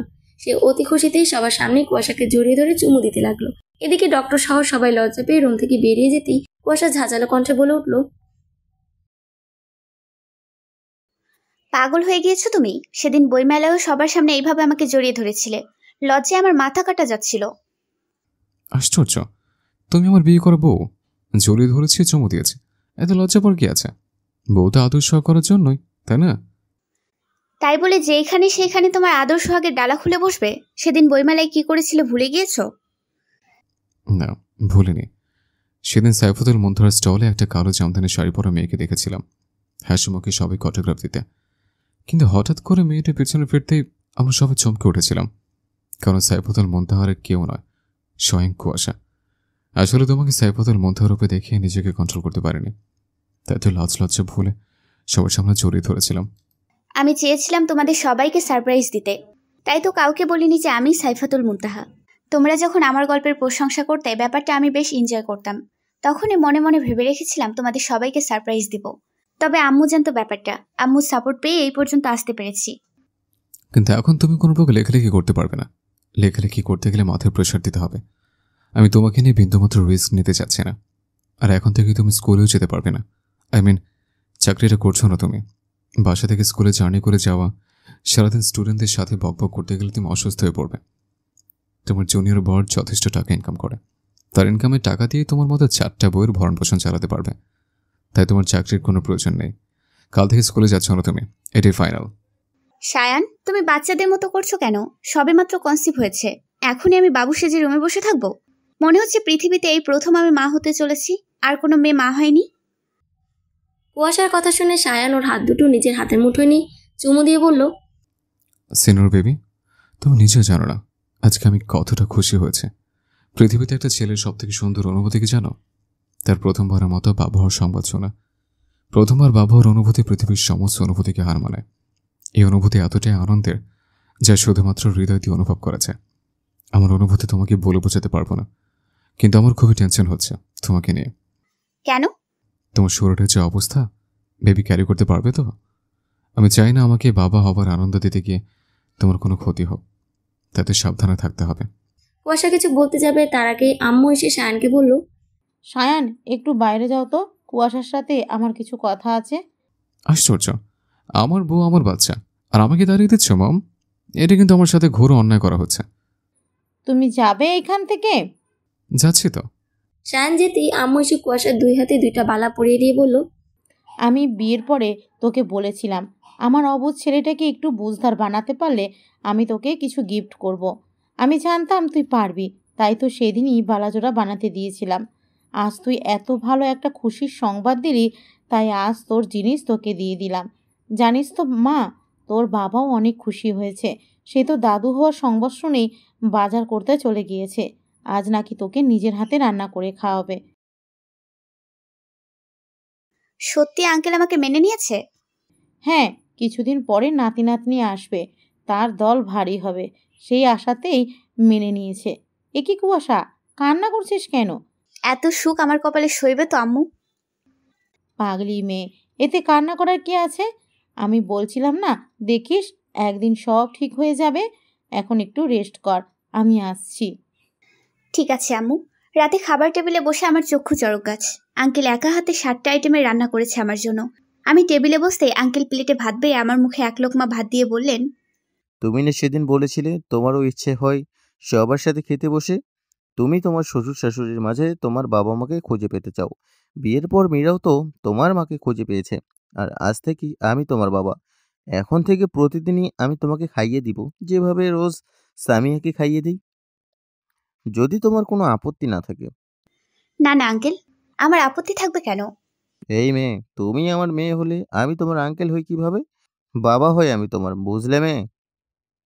ঠিক আছে বাবা। দেখতে দেখতে কেটে গেল 9 মাস। এই মাসে বাড়ির প্রতিটা সদস্য কুয়াশার কেয়ার করছে। এই 9 মাসে বাড়ির প্রতিটা সদস্য কুয়াশার অনেক কেয়ার করেছে। সায়ান প্রতি মাসে কুয়াশার চেকআপ থেকে শুরু করে খাওয়ানো, গোসল করানো সবটাই করেছে। কুয়াশার কেয়ারে বিন্দুমাত্র ত্রুটি রাখতে চায় না সায়ান। প্রতিদিন অফিস থেকে ফিরে প্লেট ভর্তি ফলমূল নিয়ে আসে কুয়াশাকে খাওয়ানোর জন্য। কুয়াশার মধ্যেও ইদানিং অনেক পরিবর্তন হয়েছে। হাত পা ফুলে গেছে, চেহারার মধ্যে কেমন যেন ফ্যাকাশে একটা ভাব এসেছে। নিজেকে সবসময় ঢিলে ঢালা মেক্সিতে আবৃত করে রাখে। এই তো সেদিন সামিরা মজা ছলে জিজ্ঞেস করেছিল, আচ্ছা আবু, আমরা তো পেট ভরে ভাত খেলেই নড়তে চড়তে পারি না, সেইখানে তুমি একটা বেবি কিভাবে ক্যারি করছো? তোমার কষ্ট হচ্ছে না? জানো সামিরা, আমার আম্মু একটা কথা বলতো, গাছের কাঁঠাল নাকি কখনো কাছে ভার হয় না। আর সেই কথাটার অর্থ বুঝতে পারলাম। অর্থাৎ মায়েদের কাছে সন্তানের ওজনকে ওজনই মনে হয় না, নিমিষেই ক্যারি করা যায়। আজকে আমি বুঝতে পারছি মা ডাক শোনা এতটা সহজ নয়। তবে তোমার ভাইয়া যা করে মনে হয় প্রেগনেন্ট আমি নই, বরং সে হয়েছে। পৃথিবীতে সবচেয়ে ভাগ্যবতী মেয়েকে জানো? যার একজন কেয়ারিং হাজবেন্ড আছে। আর আমি সেই ভাগ্যবতীদের একজন, যে কিনা সায়ানের মতো একজন স্বামী পেয়েছি। তোমাদের ভালোবাসায় সারা জীবন অটুট থাকুক আবু। রাত 2:30। চারিদিকে শুনশান নীরবতা। সায়ান ঘুমিয়ে গিয়েছে। ছেলেটা বড্ড পাগল। এই কয় মাসে কুয়াশার চিন্তায় সায়ানের ঘুম হারাম হয়ে গিয়েছে। কত রাত যে কুয়াশার পাশে বসে নির্ঘুমে কাটিয়েছে তার ঠিক নেই। সেসব কথা ভাবলেই কুয়াশা নিজেকে ভাগ্যবতী মনে করে। কুয়াশার ঘুম ভেঙে যাওয়া হুমায়ুন আহমেদের কোথাও কেউ নেই গল্পটা পড়েছিল। হঠাৎ করেই কুয়াশার পেন ওঠে। এদিকে শায়নের ঘুমন্ত চেহারা দেখে শায়নকে না ডেকে কুয়াশা দাঁত কামড়ে ব্যথা সহ্য করে নেয়। এক পর্যায়ে ব্যথা সহ্য করতে না পেরে অজ্ঞান হয়ে যায়। ভোর রাতে শায়নের ঘুম ভাঙতে দেখে কুয়াশা মেঝেতে অজ্ঞান অবস্থায় পড়ে রয়েছে। কুয়াশার এই অবস্থা দেখে শায়ন যেন পাগল হয়ে যায়। তাড়াতাড়ি করে কুয়াশাকে হসপিটালে নিয়ে যাওয়া হয়। প্রায় 1 ঘন্টা যাবৎ ওটির সামনে সবাই অপেক্ষা করছে। অবশেষে সবার অপেক্ষার অবসান ঘটিয়ে ডক্টর এসে বললেন, কংগ্রেস মিস্টার, আপনি টুইন বাবা হয়েছেন, বাচ্চারা সুস্থ আছে। আর আমার সিনিয়র বেবি কেমন আছে? মানে? আমার ওয়াইফ কেমন আছে? সরি মিস্টার, তার অবস্থা খুবই ক্রিটিক্যাল। আপনারা রোগীকে অনেক দেরি করে হাসপাতালে নিয়ে এসেছেন। কোনো মতে শ্বাস চলছে আর কি, গিয়ে দেখা করতে পারেন। শায়ন কেবিনে প্রবেশ করে দেখতে পেল কুয়াশার নিথর দেহটা বেড়ে পড়ে রয়েছে। কুয়াশাকে এই অবস্থা দেখে শায়নের কলিজা মোচড় দিয়ে উঠল। শায়নকে দেখে কুয়াশা কাঁপা কাঁপা কণ্ঠে বলল, শায়ন দেখো, তোমার ইচ্ছে পূরণ হয়েছে, আমাদের টুইন মেয়ে হয়েছে। তুমি আমার মেয়েদের দেখে রেখো শায়ন। তোমার সাথে আমার পথ চলা আর হলো না শায়ন, আমাদের ভালোবাসা এখানেই শেষ হয়ে গেল। না সিনিয়র বেবি, আমাদের ভালোবাসা এখানে শেষ নয়, তোমার সাথে আরও পথ চলা বাকি আমার। তোমার কিছু হবে না সিনিয়র বেবি, আমি কিছু হতে দিব না তোমার। শায়ন শেষবারের মতো আমাকে একটু জড়িয়ে ধরবে, শেষবারের মতো একবার সিনিয়র বেবি বলে ডাক দিবে। তোমার মুখে সিনিয়র বেবি শব্দটা শুনতে যে আমার বড্ড ভালো লাগে। শায়ন কুয়াশাকে জড়িয়ে ধরতেই কুয়াশার 2 চোখের পাতা এক হয়ে গেল, নিঃশ্বাস চলাচল বন্ধ হয়ে গেল। ডক্টর এসে কুয়াশার পালস চেক করে বলল, শি ইজ নো মোর। চলে যাওয়া যাক 5 বছর পরে। বাবা, বাবা, কি হয়েছে আমার রাজকন্যাদের? তোমার সিনিয়র বেবি মেরেছে আমাদের। সিনিয়র বেবির খুব সাহস হয়ে গিয়েছে। তোমরা দাদুর কাছে যাও, এক্ষুনি আমি সিনিয়র বেবিকে বকে দিচ্ছে। না, আমাদের সামনে বকা দাও। তোমাদের সামনে বকাতে যাবে না সোনা, তোমরা দাদুর কাছে যাও, আমি ঠিক সিনিয়র বেবিকে বকে দিব। বাপ বেটিরা মিলে আমার নামে কি অপবাদ দেওয়া হচ্ছে শুনি? সিনিয়র বেবি, তুমি আমার রাজকন্যাদের মেরেছে কেন? তোমার মেয়েরা কি করেছে জানো? বাবা নামাজ পড়তে বসেছে, আর তোমার গুণধর মেয়েরা তার পিঠের ওপর বসে রয়েছে। একেবারে হয়েছে তোমার মতো। বাবা ভালো হলে তার মেয়েরাও ভালো হতো, আর আমার হয়েছে যত জ্বালা। একদিকে 2টা মেয়েকে সামলাতে হবে, আবার অন্যদিকে তার বাবাকেও সামলাতে হবে। এই 5 বছরেও তোমার কোনো পরিবর্তন হলো না শায়ান। সে আগের মতো বাচ্চাটাই রয়ে গিয়েছো, অথচ নিজে এখন 2 বাচ্চার বাপ। 2 বাচ্চার বাপ হলে ভালোবাসা কিন্তু আগের মতোই রয়েছে, সারা জীবনে এমনই থাকবে। হ্যাঁ, জানা আছে তোমার ভালোবাসার নমুনা। 5 বছর আগে একটা দুঃস্বপ্ন দেখেছিলে আমি মারা গিয়েছি। 5 বছর আগে একটা দুঃস্বপ্ন, অথচ এখনো সেই স্বপ্নের কথা মনে পড়লে আমাকে হারানোর ভয়ে চোখের পানি ফেলে একাকার করে দাও। তুমি কি ভেবেছিলে আমাদের ভালোবাসা শেষ হয়ে যাবে? জি না মিস্টার, আমাদের ভালোবাসা এখানেই শেষ নয়, সমাপ্ত।